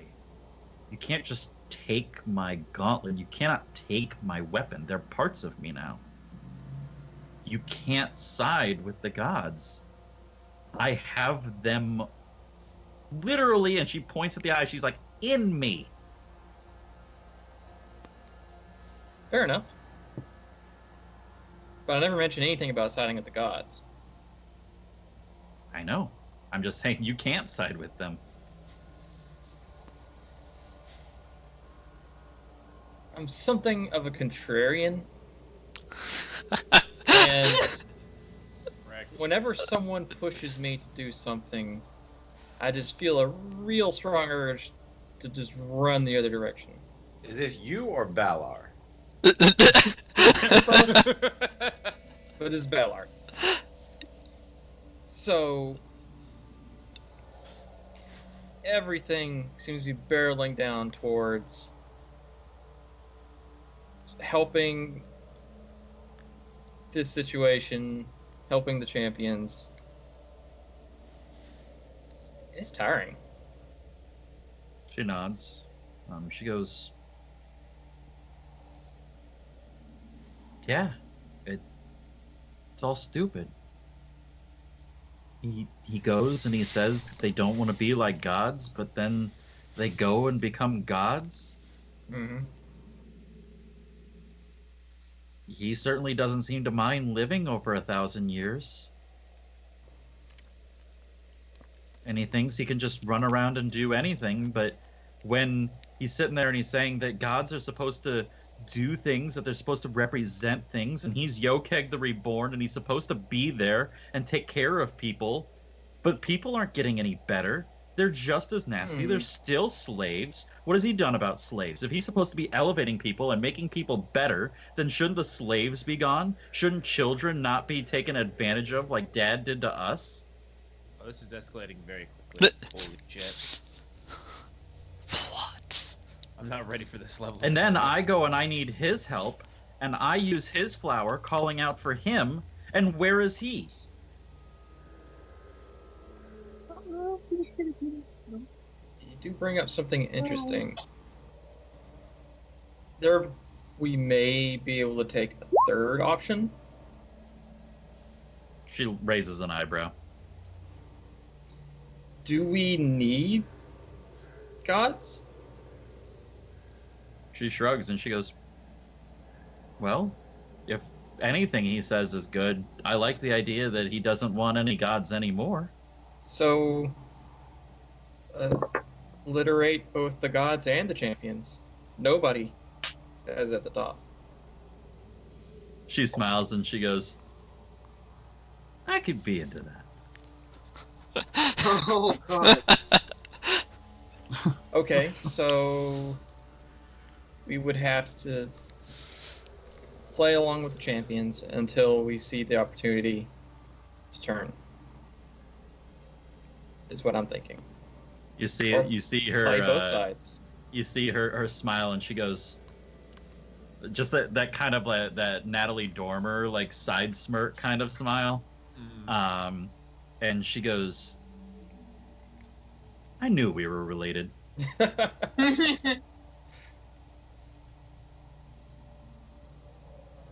do like that idea a lot, because I do not like the metaphorical spectral gun pointed at my head from the scaly guy, Ixter's what's it? Yeah, that we talked about him earlier. The Anraku? minion. Anraku. Oh, on Raku, yeah. The lizard bird. It's very bothered. Not even bothering to remember his name. It's just like, yeah, this Ixter's choir boy. She smiles and she takes her dagger and she flips it over and taps the pommel against your chest and she goes, don't worry, I have a plan for Anraku. And that's where we're gonna pause the session. Till Day? a month from now. Yeah. Yeah, Oh, God. pretty much. Jeez. Oh, then. Well, you guys don't want to do anything on the 23rd? That was good. I thought we. Okay, No. so let's do a quick look at the calendar. We did it last week, but let's just make Yeah. sure that everyone's good. Because Yeah, ideally, refreshing. I hate leaving and not doing anything for like fucking like 3 weeks. Just because it's really hard to remember all the facts and the stories and the details and shit like that. So here's my idea. Maybe, obviously nothing next week because that's pure and utter chaos. The week after, I was wondering if maybe that would be the 29th, 30th, and 31st. We do something like maybe late on a Friday or early on a Saturday that week and just do like an abridged campaign. Basically, the way that I feel that the story's wrapping up is we have a little bit more role play between Balar and his sister that I need to finish, and the last fight. And then Balar's story's done. I won't be here on the 30th though. Oh, that's right. Pretty That's sure. why we're... Okay, so I was thinking, okay, if Fex isn't going to be here on the 30th, then how does everyone feel about, like, the 29th, maybe, like, right after dinner for, I'm thinking, like, maybe, like, 2.5 hours? That's gonna be close for me. Okay, Define what do you got? right after Yeah. dinner. I'll be flying into Virginia Friday 4 p.m. Oh yeah, that's not gonna work. So Um, yeah, so like, and I wouldn't be back at my place till at least 5:30. So, riddle me this, Batman's. I have to work that day, so y'all motherfuckers ain't gonna get me till 9 p.m. Until 9 p.m., which is midnight for me. Which, No, 9 No, no, p.m. no. Your time. of my time. I could See, be I'd home be about okay with 6-ish. that, but That only gives Steven 2 hours. yeah, that only gives no because it'd be a Friday, so Steven doesn't work on a Saturday. Yeah, but he complains. I am a. Well, I always complain. But we play at 9 my time. That's 9 Steven's time. We play for I'm 2.5 hours. That goes until like 11:30. So I'm off. Yeah. He could man up for that. Yeah. So late on the 29th. Yeah, like basically 9 p.m. Eastern. But that's pushing Vex then, is the point. I hear it's Vex not going, the I time. can't Hold on, I have to see. We probably play, like even on 28th. I'm not sure. Hold on, one second. Well, hold on. Here's my next question. Let's see here. That was. Does anyone actually? This is probably going to be more a Nate question. Does anyone have a problem with the 22nd Friday? I'm pretty much good. I mean, like whenever. I just kind of assumed that don't week's think kind so. of out of it. But is there anything really stopping anyone from doing like a Friday session? I mean, I won't. The Like 22nd, 2.5 I actually have hours? another Christmas party to go to. Oh, you do? Yeah. Okay. I was But, gonna mean, say. if I did it at like 9, I could probably do it. I would just maybe, you know what I mean? Like I might not be online until like 9:30. Because the Christmas party's thrown by a lady who's like 60, so I doubt we're gonna be there till midnight. True. She's gonna But I surprise you. Yeah, I was about to say you never know. That's a good point. I work in an office with like some of the most stuck-up people ever, but like I went to the Christmas party and like the booze was flowing, and then we Yeah. hit up a Irish pub afterwards. Yeah, So- she's not stuck up. She spent most of her 20s on acid. So Wow. There you go. yeah. Yeah, I don't know which day I'll go to beach. After all, nobody here at home knows it. It's gonna be somewhere between like 27, 28, or something like that. Yeesh. Okay. Yeah. It's kind of sounding like we're just gonna have to go until Saturday the 6th. That's Yeah. Sorry. My that's the brother's third birthday. week, but Yeah. I won't I don't be think there. it's- Yeah. I mean, I think that's just really the way it's gonna go. Unfortunately, I'd like to have a short session, but it just sounds like that's it. Well, we Like, can also work it out over Skype if we get lucky. There's something that can work. yeah. It just sounds like too many of us have too much chaos, and like Yeah. you all know, FX. This is a future thing, just so you know. I have no problem people missing the beginnings of like a storyline, but I Uh-huh. hate not having the whole group for the end. Yeah. Because that's kind of like my big climactic section of a book, you know, like so like I Yeah. kind of view this entire thing as like the trilogy, or at least because there's 6 people, you know, it's like a 6-book series, each book on a character, you know, But or I've maybe a got a- 7th book of the ultimate plot. But I really hate, and like the other guys know, like we had one time where like I just straight up refused to finish the story. It was Chaos Gate. I refused to finish the story for like a month because not everyone was there. Yeah, it was just scattered with somebody was always Always missing. missing. And I still almost missed it. Yeah. Yeah. And I just refused because I wanted to make sure that everyone was there for the big that was fight. a big freaking finale. Yeah. Yeah, it was a good finale, and this one is just. I mean, it's not nearly that because that was literally the end of the story. Yeah. But Yeah. this is the end of a book in my mind as far as things go. I mean, this is basically from the end of the Iron Wood all the way through, you know, being in you know, Fehoth and Hodheim area. And then from there, we explored the next character, Yeah. which I haven't figured out yet. I'd love to do Zach's, but we're still way too north for Zach's storyline. So we're So- probably. I'm sorry, I'm from the wrong end of the country. So Do a time probably skip I'm if looking you're at doing it. either Nate or Falcon, right? Because we're in Fehoth. I actually want to hold off on Falcons. Yeah, that makes sense. So. Not just because because like I view like Falcon as like the young member of the party, so I want him to go on the other members of the party's journey. to, you know, like kind of let him mature. And then once I feel that the character is matured and dealt with some of the chaos of like the stuff that you all have to go through, then give him the hard, like basically let him learn and then give him the hard choice, you know, kind of thing. Is the way that his character, at least from talking with Vex, like that's how I feel his character would best be portrayed in a story situation. I But will have probably, I'm thinking Thorgil is probably going to be my next one. That'll be Because fun. I feel that Thorgil wants to find Jatella really bad, and I think it'd be cool to put you all on a fucking ship and sail you out on the ocean. Yeah, That would be real cool. Hold off on that one. And then the thing is that also makes really good sense then to loop it back round for Zach's storyline, because the city that his character comes from is literally a ship graveyard turned into a city. Somebody's getting polymorphed into a shark. I'm going to tell you that right now. Is it gonna? Definitely happen. It's gonna be me, isn't it? Maybe, maybe against your will. You do have to make I can do it against your will if you don't make the save DC. I think overall it'll be really fun because, like, the journey to find a lost goddess is just a really interesting story, and setup, and where you guys are now, it like the kind of that weird area of the northwest of the main continent is perfect for going out to the sea and everything like that. Usually I try to kind of look at where you guys are.